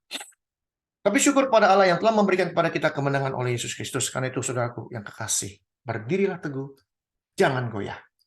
Giat dalam pekerjaan Tuhan. Sebab kamu tahu bahwa persekutuan dengan Tuhan jerih payahmu tidak sia-sia. Karena apa? Karena kamu akan beristirahat di dalam Tuhan. Jadi tubuh yang baru adalah tubuh yang tidak dapat binasa. Apabila kita memiliki manusia baru dengan kasih, damai sejahtera, kemurahan, kebaikan, kesukacitaan, penguasaan diri, dan sebagainya. Dan kita ada di dalam Kristus. Pada saat dia menyatakan diri, kita pun akan dinyatakan di dalam dia. Artinya kita akan dibangkitkan bersama dengan dia. Dengan tubuh kemuliaan yang Kristus punya. Punya tangan, punya kaki. Tubuh yang sama. Tapi mulia. Dengan nafas hidup yang baru. Bagaimana prosesnya? Yesaya 37. Bagaimana Tuhan memberikan urat-urat. Tuhan memberikan daging yang baru. Tuhan akan memberikan kulit yang baru. Dan Tuhan akan membawa nafas hidupnya kembali ke dalam hidup kita. Yang kekal itu. Sehingga kita bisa hidup dengan kekal. Sesuai dengan ciptaan dia mula-mula. Di Kejadian 2 ayat 7 dikatakan, Tuhan membentuk manusia dari debu tanah dan menghembuskan nafas hidup sehingga manusia itu menjadi makhluk yang hidup. Dengan ciptaan baru, dengan manusia baru yang kita kenakan ini, kita akan mendapatkan tubuh sorgawi. Kalau kita hidup sebagai manusia lama, kita akan mendapatkan tubuh nerakawi. Bukan sorgawi, tapi nerakawi. Korelasinya untuk hidup dan memiliki tubuh yang sempurna. Tubuh yang akan datang. Mulai detik hari ini, hiduplah menjadi ciptaan baru, menjadi manusia yang baru. Bukan roh yang baru. Manusia alias tubuh. Kita semua berlomba-lomba menyelamatkan tubuh. Tapi kita menyelamatkan roh. Kita nggak tahu caranya menyelamatkan roh. Tapi yang di depan mata, yang kelihatan, nggak pernah mau diselamatkan. Selamatkan tubuhmu. Bagaimana caranya? Penguasaan diri. Berikan kasih kepada tubuhmu. Sehingga tubuh ini bisa menjalankan kasihnya Tuhan. Dan roh Tuhan yang ada di dalam hidup kita ini, yang akan membantu kita.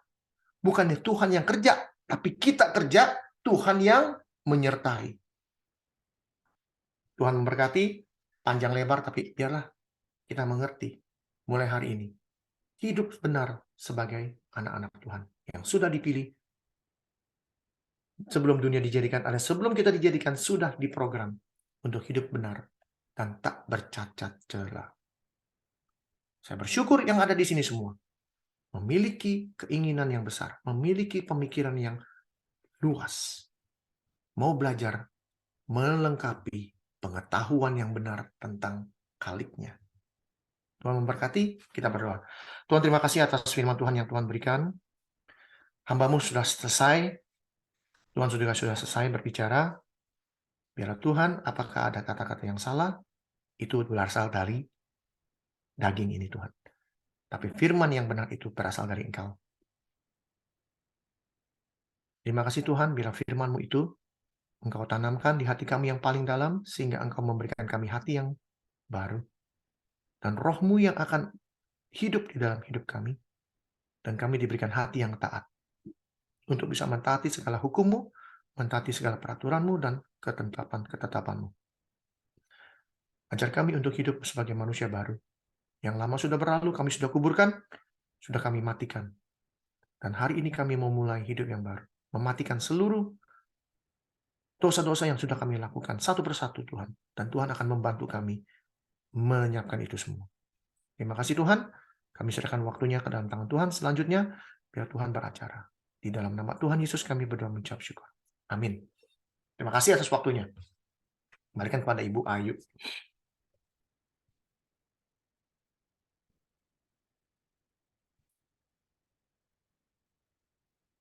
Ibu Ayu, sudah selesai?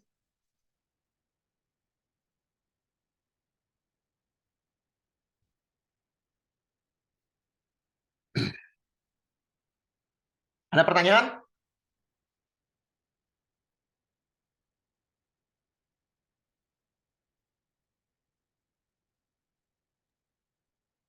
Ibu Ayu? Baiklah, Hendrik. Eh. Bapak Ibu yang mau bertanya, silakan.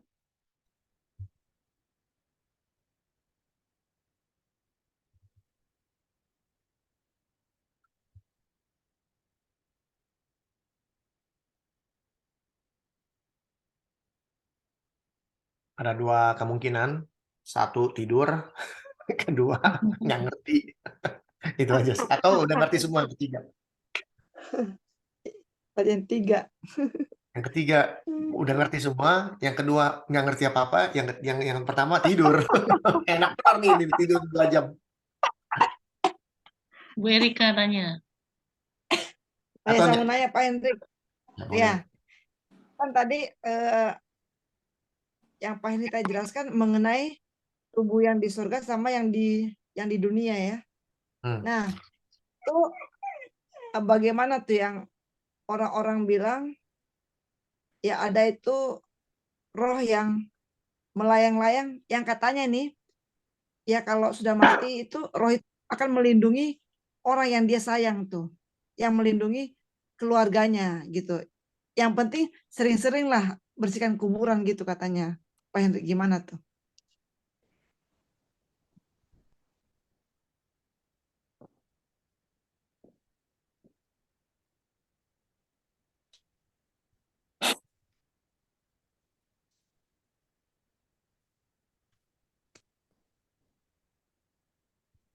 Karena orang yang hidup tahu bahwa mereka akan mati. Semua orang hidup tahu kita pasti mati. Pertanyaannya, kalau kita mati gimana? Tetapi orang yang mati udah apa? Udah nggak tahu apa-apa. Gimana mau caranya dia mau apa bilang melindungi? Orang udah nggak tahu apa-apa. Berarti itu apa cuma mitos ya Pak Hendrik yang orang-orang bilang tuh. Boleh Ada bilang yang mitos, boleh, percayaan boleh. Karena apa? Tujuannya satu, supaya kita hormat kepada orang yang kita kasihi, ya, orang tua, suami, ya, segala macam. Tujuannya itu, tapi approaching-nya tuh yang bikin kita jadi kacau. Kacaunya apa? gitu. Nanti ujung-ujungnya, aduh, bisa dong panggilin dong bapak saya. Dia punya warisan tuh, belum kasih tahu saya. Tolong dong panggilin dong, pakai medium. Panggilin warisan. Karena punya kepercayaan bahwa dia masih hidup, masih ada gentayangan di mana-mana gitu. Lalu Gitu. yang lucunya lagi nih, bagi orang yang percaya begitu, dia juga percaya bahwa manusia disimpan. Satu di surga, satu di neraka, atau Hades, atau lagi Firdaus disimpan. Lalu dipanggil medium. Ternyata dia masuk neraka misalnya, dipanggil sama medium. Lu punya ini nih, punya warisan belum kasih tahu sama anak lu, dipanggil. Ayo turun ke bawah, ngasih tahu anak lu. Jadi keluar, ujung-ujung, ada apa anak? Oh, warisan kamu ya, warisan nih. Dia bisa keluar dari Hades. Gimana bisa gitu ya. Hah? Pertanyaan gimana caranya keluar dari Hades? Emang Hades nggak ada penjaganya? Main keluar seenak-enaknya. Dan itu terjadi beberapa waktu yang lalu, saya dikirimin video, seorang pendeta katanya bilang, ada satu pendeta besar yang mati, siapa lupa namanya. Datang ke pendeta itu katanya, dalam penglihatan. Terus dia bilang apa? Tolong dong doakan saya kepanasan. Ini pendeta besar, kepanasan di neraka katanya. Yang ini ya, yang dari Indonesia ya? Ya di Indonesia. Lalu pendeta itu bilang, ya, lalu dia cerita di media sosial bahwa pendeta besar ini dia minta tolong sama saya supaya dikeluarkan dari didoakan atau gimana dikeluarkan dari neraka itu. Saya ketawa terbahak-bahak. Kenapa? Nah, lu ngomong sama gue di luar neraka sekarang minta tolong, gimana lu sendiri udah bisa keluar? Lu gimana caranya keluar? Kalau saya ketemu pendeta gitu, saya tanya, Pak, ini Bapak sekarang depan saya bukan di neraka. Bapak keluar dari neraka gimana caranya? Sekarang Bapak minta tolong sama saya, keluar dari neraka. Lah, sekarang udah bisa keluar dari neraka, minta tolong sama saya, Bapak keluar dari neraka, caranya gimana? Kan gitu. Udah bohong aja udah. Dan itu dipercaya, dia udah sebar luaskan sama orang. Dan orang bilang, wah, ini pendeta begini. Nggak mikir. Punya pikiran nggak dipakai. Betul nggak? Saya nih di penjara, saya di penjara nih. Malam-malam saya datang sama ibu Erika, Ibu, tolong dong keluarin saya dari penjara. Lah Bapak di sini ngapain? Bapak keluar dari penjara gimana caranya? Minta tolong saya dikeluarin penjara, tapi Bapak sudah di luar penjara. Gimana caranya keluar dari penjara? Kan gitu. Ya Bapak yang tahu kan? Minta tolong sama saya. Betul nggak, Bu? Jadi bukan mitos, itu kepercayaan. Ya, mungkin tujuan utamanya baik. Tujuannya supaya kita mengasihi orang yang hidup. Itu aja. Nggak masalah buat saya. Yang penting kita sudah tahu konsepnya. Konsepnya adalah nggak ada orang gentayangan. Orang udah nggak tahu apa-apa kok. Baik. Yang lain, Bapak Ibu yang lain? Silakan. Pak Robiliu.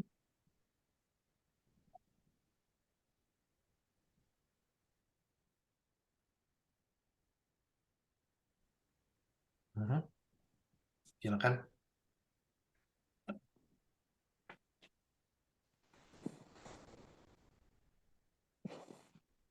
Pak Herman, Saya silakan.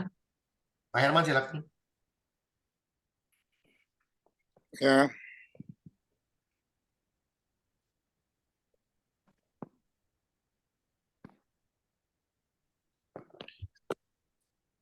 ini agak menyimpang sedikit. Jadi roh-roh yang ada di Alkitab yang wujudnya R-nya kecil itu sebenarnya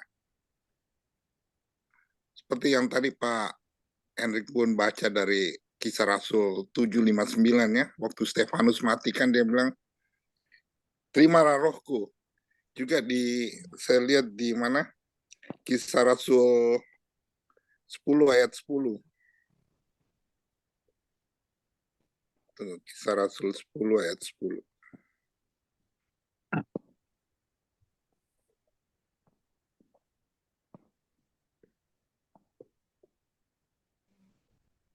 Ia Ia merasa lapar. merasa lapar dan ingin makan, tetapi sementara makanan disediakan, tiba-tiba rohnya diliputi kuasa ilahi. Nah, ini Ya. Petrus. Ya. Roh siapa? Jadi nyanya di sini karenanya kecil ya rohnya Petrus. Oke, saya tanya ini deh yang gampang. Kalau begitu caranya ya kita pakai ini.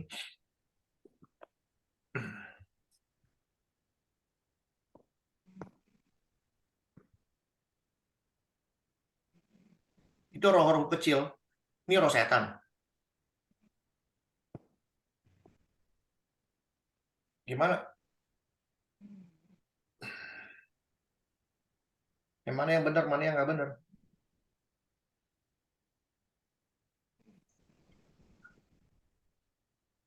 Jadi jelas, ya.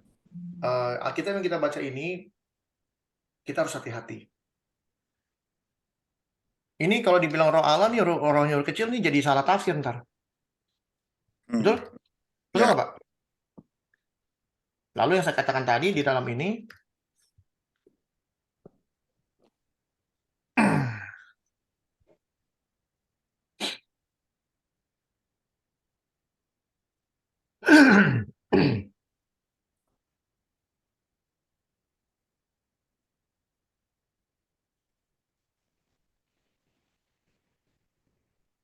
nih, kamu akan kuberikan hati yang baru dan roh yang baru di dalam batinmu. Ini huruf kecil kan, rohnya kan? Ya. Tapi di bawah dikatakan, rohku akan kuberikan diam di dalam batinmu. Ini rohku besar. Yang mana yang benar? Roh yang ada yang baru di dalam batinmu, juga ada rohku diam di dalam batinmu.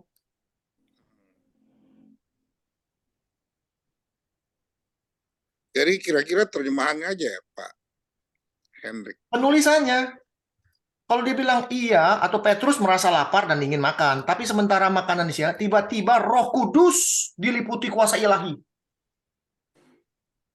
Roh Kudus ini.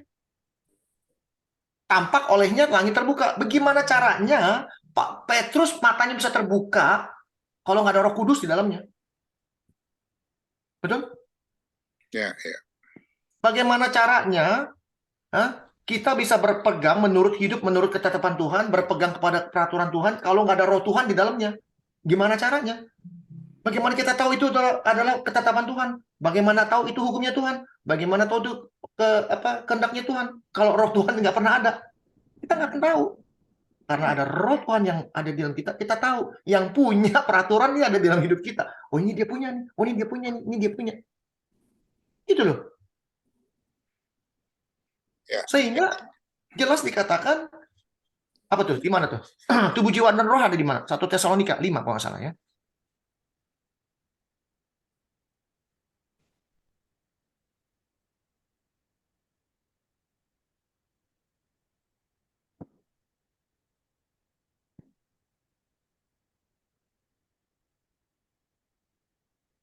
Semoga roh, jiwa, dan tubuhmu terpelihara sempurna Apakah ini kita manusia roh? Bukan. Semoga Roh Kudus, jiwa dan tubuhmu terpelihara sempurna. Dengan Nah, ini yang berkata, saya ingin tahu, penekanan roh di dalam kata-kata Alkitab itu sebenarnya konotasinya ke Roh Kudus di dalam kita ya. yes, cuma ada dua macam. Roh Kudus, Roh Tuhan, atau napas hidup. Udah gitu aja, tinggal tergantung kalimatnya. Cuma dua itu yang bikin berantakan, cuma dua itu aja. Tapi kalau dua-duanya itu dipakai dengan benar, semuanya jadi jelas. Iya, iya.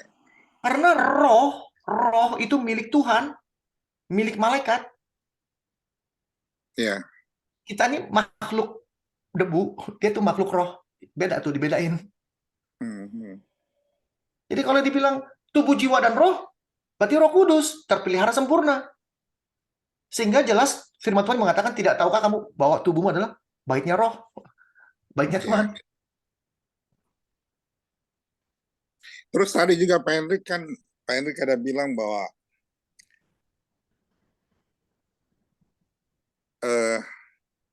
tubuh yang baru adalah kemuliaannya setelah kita meninggal, sedangkan hidup baru itu di bumi. Jadi diceritakan tadi bagaimana hidup lama yang bla bla bla, Hendrik lama gimana, sekarang Hendrik baru. Nah, saya juga melihat ada perubahan-perubahan hidup juga, bahwa hidup lama dan hidup baru itu sebenarnya hidup baru itu lebih cenderung ke pengenalan akan firman Tuhan ya. Bagaimana bukan bilang kita sudah dibaptis terus naik menjadi hidup baru, tapi kelakuan kita tetap lama gitu, bukan hidup baru kayaknya. Memang itu poin, dibaptis. Pak. Ya? Itu poin. Dibaptis 100 kali cuma hidupnya nggak benar. Banyak orang menganggap begitu dia dibaptis, diangkat, dia sudah hidup baru. Hidup lamanya sudah dicelup, tapi perbuatannya masih perbuatan lama. Banyak yang begitu. Kalimat melakukan itu tuh nggak jauh-jauh, Pak. Tuhan nih kalau mau lihat, ya, kalau mau lihat, ya, kalau mau lihat nih, ya, beneran, ya.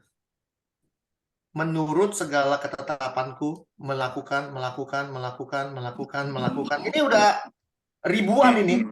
Tulisan melakukan ini ribuan. Tuhan cuma mau you do as a doers. Pelaku firman, pelaku.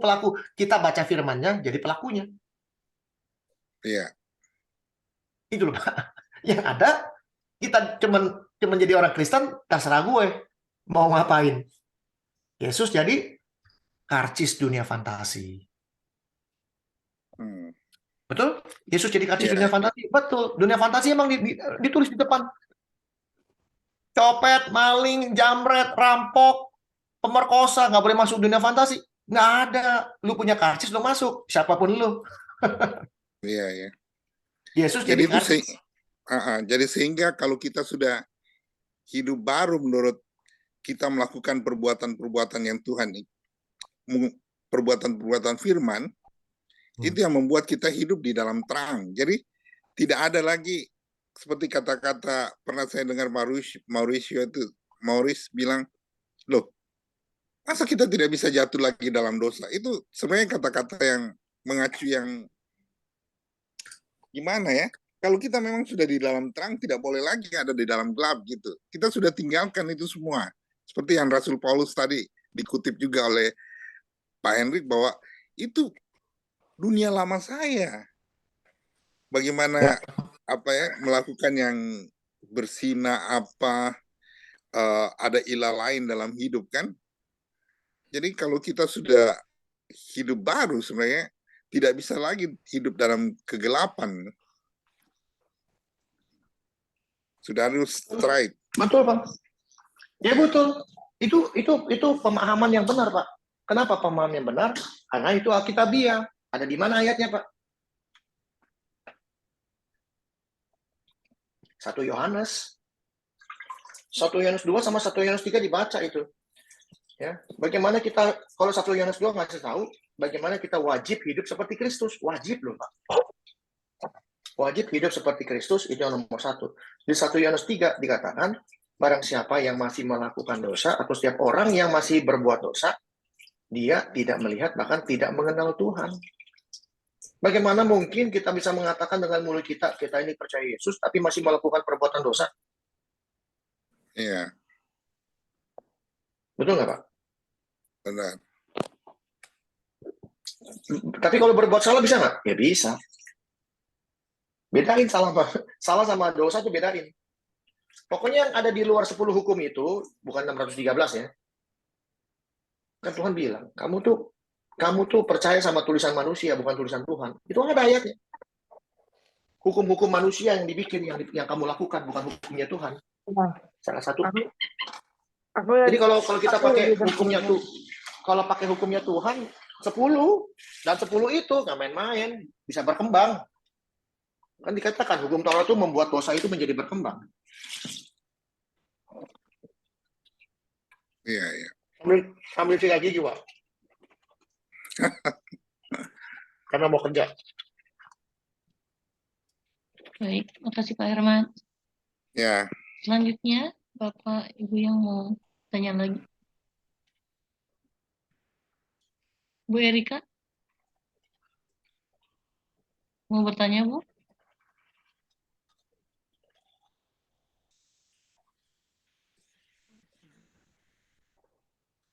Hmm. Pak Yosua Beni, apakah ada Saya pertanyaan? maju.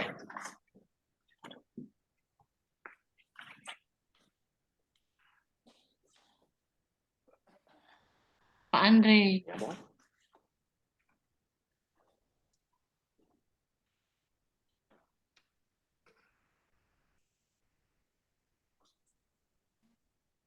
Pak Saya Yohanes, bertanya deh, Bu. ya, Saya bertanya deh. silakan Pak. Gimana caranya kita mengontrol mengontrol roh kita? Mengontrol roh kita ya. Caranya gimana?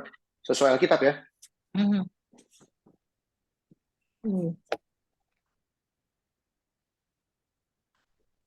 ya nggak bisa lah. Kalau kita nggak punya roh,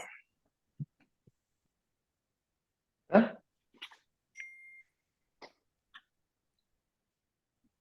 Caranya kita mengontrol kita punya roh tuh gimana?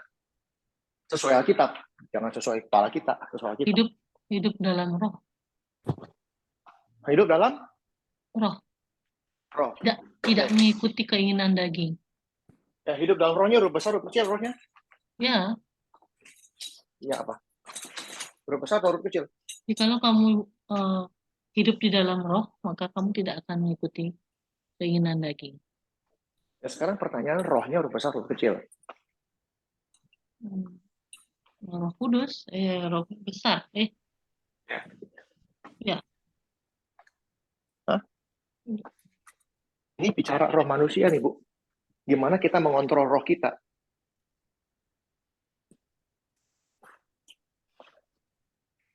tidak bisa mengontrol karena tidak ada roh manusia. Yang ada roh kudus di dalam kita, roh Tuhan di dalam. Ya, sekarang pertanyaannya, apakah kita bisa mengontrol roh kudus? Roh kudus yang mengontrol kita, yang mengarahkan kita ke Itu hal-hal yang baik. Iya, betul. Itu yang benar, Pak. Itu namanya pemahaman yang benar, framing yang benar. Itu yang benar. Tapi sekarang orang masih bilang bahwa kita masih punya roh. Saya tanya aja, bagaimana cara ngontrolnya? Itu yang gampang. Mengontrol roh kita gimana? Roh manusia. Secara alkitabiah ya jawabnya ya, bukan sembarangan.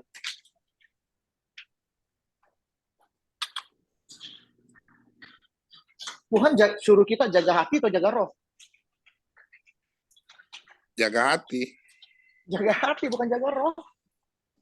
Jagalah hatimu, bukan jagalah rohmu, jagalah hatimu. Betul nggak? Ya, itu hati dijaga dari segala keinginan loh. Apa Henrik? Iya, semua itu, semua yang kita, pokoknya satu Alkitab dah saya bilang. Semua disuruh jaga hatinya, disuruh jaga. Hatinya dan perbuatan kita yang disuruh jaga.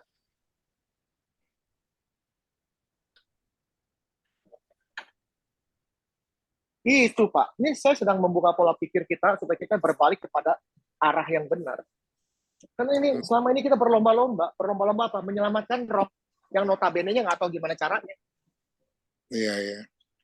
Kasihan sekali Pak hidup Pak kalau nggak tahu caranya Pak. Iya, iya. Ini selama ini saya juga berpikir begitu Pak Henrik. Jadi agak tercampur aduk antara roh yang pengertian kita, roh di dalam kita dengan Roh Kudus yang ada di dalam kita. Nah itu dia. Ya kan? Kita ini kebingungan sendiri Pak. Betul nggak kebingungan sendiri? Iya, iya. Kenapa saya bilang Dan ada kebingungan? banyak juga Pak Henrik saya lihat beberapa hamba Tuhan maupun aliran dari beberapa ini mengatakan kalau kita belum bisa berbahasa roh, kita nggak punya Roh Kudus. Itu agak menyimpang juga. Ya itu nggak, saya nih gini nih Pak. Saya tidak mau menghina agama lain, tapi kalau orang bilang kalau kita belum bisa berbahasa roh, kita nggak apa gimana Pak? Nah, punya roh, belum ada Roh Kudus karena kan pencurahan Roh Kudus yang pertama itu kan berbahasa roh ya, berbahasa lidah. Juga yang saya baca di Kisah Rasul itu waktu Petrus diundang ke mana? Kaisarea ya, oleh perwira Italia itu. Itu kan turun Roh Kudus, mereka juga berbahasa lidah ya.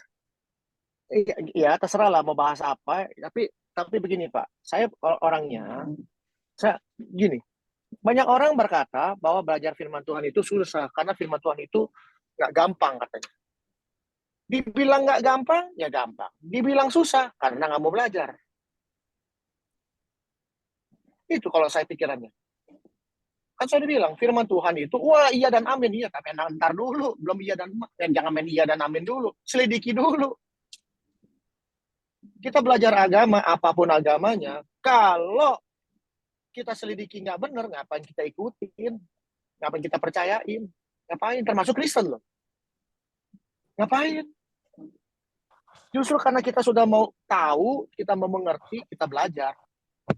Tanya sebanyak-banyaknya. Jangan tanya satu, tanya sebanyak-banyaknya. Jutaan pertanyaan kalau bisa.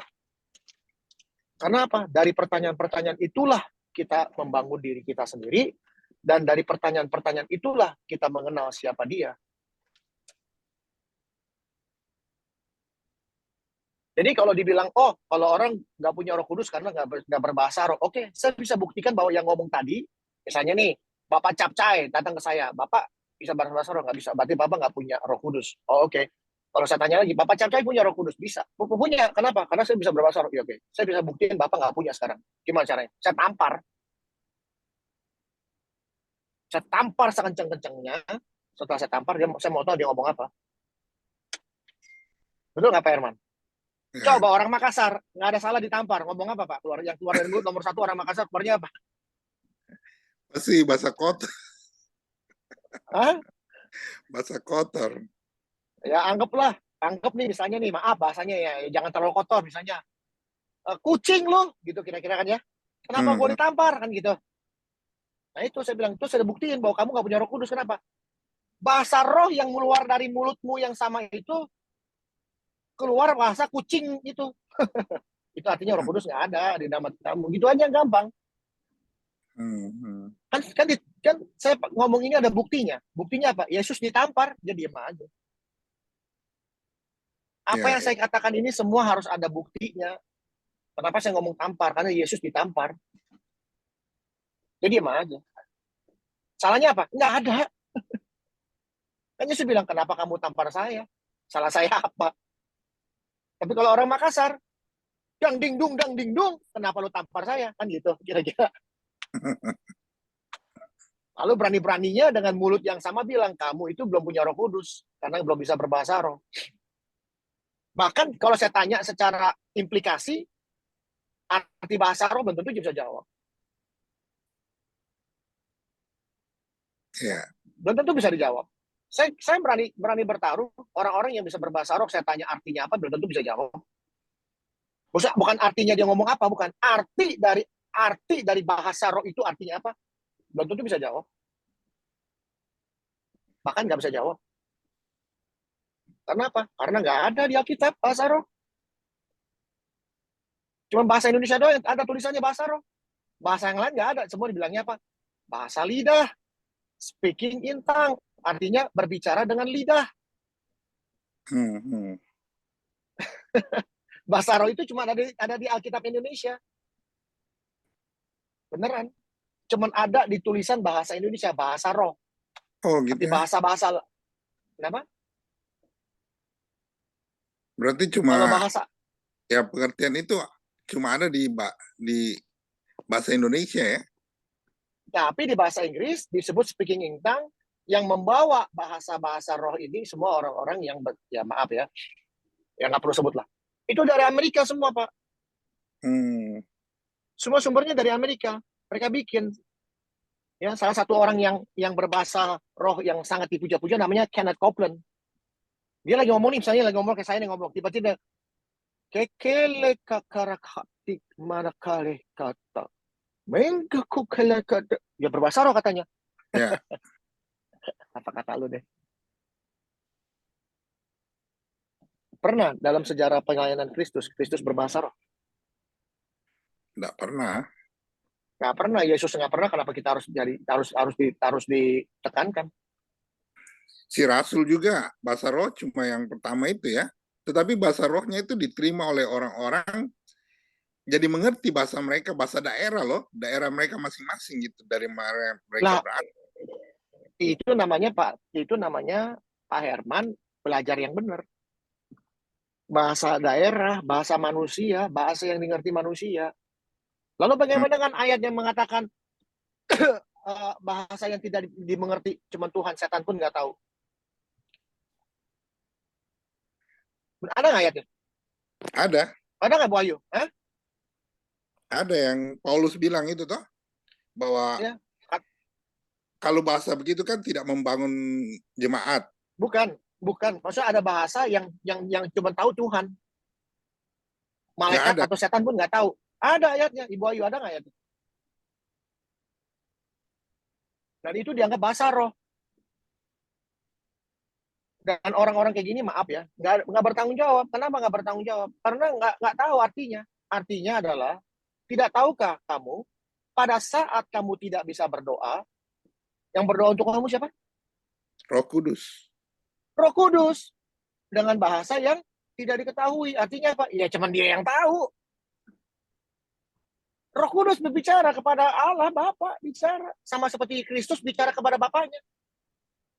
Sekarang ini kita nih, saya ada Roh Kudus dalam hidup saya. Ada, saya yakin. Kenapa? Ada, saya tahu, saya dipimpin roh. Tapi apakah saya tahu roh sedang bicara sama Bapak? Saya nggak tahu. Ini yang orang-orang tuh, aduh, maka saya bilang, beda ya Pak. Orang sekolah sama orang belajar, bedain. Ada orang sekolah tapi nggak pernah belajar. Ada orang belajar tapi nggak pernah sekolah. Jangan disamain. Ada yang sekolah tapi belajar juga. Ada juga, jangan disamain. Jangan pernah berpikir orang yang nggak pernah sekolah tapi belajarnya banyak lebih bodoh daripada orang sekolah. Jangan pernah berpikir begitu. Orang yang nggak pernah sekolah belajarnya banyak, itu bisa lebih pintar daripada orang sekolah. Kenapa? Orang sekolahnya nggak pernah belajar. Ya. Dan tadi Pak Hendrik juga contohkan bagaimana Rasul Paulus menghadapi banyak persoalan ya. Pernah dilempari batu, pernah terombang-ambing, pernah dipukul 40 kurang 1 2 kali. Nah, kita pun belum pernah rasakan salah satu dari itu secara sungguh-sungguh. Iya belum. Saya aja belum pernah. Nah, dia itu bertahan dan selalu malah menguatkan orang. Dari penjara pun dia menguatkan orang dengan surat-suratnya. Ini Pak, itu namanya kita bertanya. Apa yang Paulus tulis kita tanya. Jangan malu-malu. Kenapa? Walaupun itu firman Tuhan kita tanya. Kenapa nih orang bisa begini? Pengharapannya apa? Pernah lihat TV show? TV show yang orang mau punya mobilnya bagus. Gimana cara mau punyanya? Dipegang. Siapa yang paling lama pegang, dia yang menang. Ada nggak yang begitu? Pernah lihat nggak? Ada, pernah. Pegang mobil yang lama, berjam-jam bahkan berhari-hari dipegangin. Ada orang yang bisa bertahan. Mereka bertahan dengan kesusahan mereka, kelaparan mereka, segala macam ditahan tangan pegang begitu. Kelihatannya gampang. Padahal susah banget, tapi mereka bertahan. Apa yang membuat mereka bertahan? Itu pertanyaannya. Karena pengharapan mobil ini milik saya. Dan itu pengharapan harus punya di dalam hidup kita, bahwa kita suatu hari akan dibangkitkan, kita akan punya tubuh yang baru. Itu pengharapan, sehingga kita bisa bertahan. Kalau nggak ada sesuatu yang kita harapkan, sia-sia hidup, ngapain? Iya. Setuju, Pak? Jadi kita anggap aja yang namanya tubuh yang baru itu mobil mewah. Wah, saya pegangin terus. Gimana caranya? Ya itu seperti Paulus. Dikebukin, dipenjarain, disesat, macam-macam. Siap-siap itu, harus siap-siap. Maka saya bilang, saya tanya Pak Herman, jujur, jawab jujur Pak Herman. Saya bikin seminar ramai nggak Pak? Banyak orang mau datang nggak? Banyak orang mau bayar nggak? Saya bisa nggak kaya? Bisa. Bisa Pak. Saya tinggal panggil marketing yang jago, dibungkus. Enggak, Bapak bisa tulis buku, itu juga bisa bestseller kalau, kan itu, siapa yang menulis Chicken Soup of the Soul ya? Nah, itu dia kaya dari tulis buku. Bukan begitu Pak, bukan di sana. Cuman kalau saya benar-benar mau kaya, gitu Pak, bikin seminar, bayar, ilmu saya kasih bayar, suruh bayar, bisa, saya tinggal kemas. Pakai artis lah, keluar duit sedikit aja. Tapi yang datang, main-main. Seminar 1 hari, 2 hari, 3 hari, pulang modal. Kaya Pak, saya Pak, kalau mau. Cuman karena standarnya dikasih tahu Tuhan, lu udah kayak Paulus belum? Belum, ya udah jangan yang bacot. Dia aja gratis. Gitu. Dia aja gratis, lu lagi minta-minta. Konyol bener lu, kata Tuhan. Berapa banyak hamba-hamba Tuhan zaman sekarang pakai tarif? Pakai tarif, saya kaget setengah mati pasang tarif. Ada yang tanya jumlah peserta, Pak. Nah itu, yang tanya jumlah peserta, orang-orang yang nggak pernah belajar sama Tuhan. Saya di FWF, walaupun cuma tinggal berdua, saya ajarin satu orang itu. Kenapa? Karena pengharapan saya apa? Satu orang ini bisa jadi 1000. Iya. Kenapa? Sudah terbukti. Terbuktinya siapa? Paulus. Satu orang Paulus menghasilkan kekristenan di dunia. Betul? Tuhan menangkap Paulus pasti ada ininya, ada apa gunanya gitu. Saya kacamatanya begitu. Walaupun cuma satu orang yang datang di FWF belajar, saya gembleng habis-habisan. Supaya dari saya ini yang saya tahu banyak ini, orang ini juga tahu banyak, orang ini kasih tahu yang lain. Saya nggak tahu gimana cara dia kasih tahu, saya nggak tahu. Bahkan Pak Herman pernah ngomong, yang pernah saya ajarin sudah diajarin orang. Setuju ya Pak? Waktu itu ngomong gitu Pak. Benar. Entah dari mana itu cerita, nyambung ke dia. Dan orang itu mudah-mudahan orang itu jangan menyombongkan diri. Kenapa? Jangan pernah pikir itu dari saya. Ini nih, saya dapat ilham dari Tuhan. Padahal dari saya juga. Ada orang ke orang gitu loh. Kenapa saya pikir itu dari Pak Hendrik? Karena itu sangat spesifik. Sangat spesifik. Gitu. Dan saya juga nggak bisa sombong. Kenapa? Lah, saya cuma nunjukin bukunya orang kok. Bukunya siapa? Bukunya Paulus. Bukunya siapa lagi? Bukunya Markus. Bukunya Lukas. Bukunya Matius. Itu semua saya unjukin. Bukan saya punya. Itu sudah ada 2000 tahun yang lalu. Udah ada itu buku. Saya cuma tugasnya nunjukin apa yang mau sombongin. Gitu. Baik. Jadi, ya. Makasih Pak Hendrik. Ya, sama-sama. Sudah membagi. Ya, makasih Pak Hendrik. Ya, sama-sama. Pak Herman, ditutup dulu deh. Apakah bisa sekalian Pak Herman tutup di dalam doa? Ya, baik. Ya Bapak, terima kasih pertemuan malam hari ini ya Tuhan. Tidak ada yang sia-sia Tuhan, pertemuan di dalam nama-Mu ya Bapak. Kami percaya penyertaan-Mu ya Tuhan. Kau sertai Pak Hendrik selalu, Kau beri hikmat, kekuatan, dan hati yang humble ya Tuhan. Untuk selalu melayani-Mu dimanapun ya Tuhan, terutama di FWF ini. Ya Bapak, Engkau juga berkati Ibu Ayu ya Tuhan, yang sudah setia selalu menjadi host, menjadi MC di FWF ini ya Bapak. Ya Tuhan, penyertaan-Mu kami harapkan bagi setiap kami yang hadir di tempat ini ya Tuhan. Kami percaya Engkau selalu menyertai kami, menguatkan kami ya Tuhan, memberikan kami setiap jalan keluar apabila kami menemui hambatan ya Tuhan. Di dalam nama Yesus kami berdoa. Amin. Amin. Terima kasih Pak Herman. Terima Ya. kasih Pak Amin, amin. Hendrik. Terima kasih. Ya, Amin. terima Terima kasih kasih Bu, banyak. sama-sama. Hendrik, Ya, terima nggak kasih apa-apa, semua. sama-sama. Saya pamit Ya. ya, Sama Tuhan Tuhan. berkati semua Yo, ya. Mahong, terima kasih teman-teman. Mahong. Tuhan berkati. Tidak Ya. apa-apa, saya pamit dulu ya. Besok Ya. ada tugas Ya. pagi. Makasih Pak Ya, Herman. silakan. Ya, Terima kasih Pak Herman, selamat Tuhan berkati. malam. Ya, Saya selalu terima kasih, Pak. mendengar kembali Pak Hendrik punya. Putar Hmm. Saya lagi, juga, Pak. putar lagi. Catat. Saya juga, Pak. Saya juga. Saya ini bukan orang yang nggak mau dengar. Saya sendiri dengar suara saya, dengar khotbah saya, itu menjadi kekuatan buat saya. Bahkan saya kadang berkata begini, kok bisa ya gue ngomong begini? Gitu kadang-kadang. Baik. Makasih Pak Hendrik. Ya, ya Bu Ayu. Sama-sama. Makasih Pak Herman.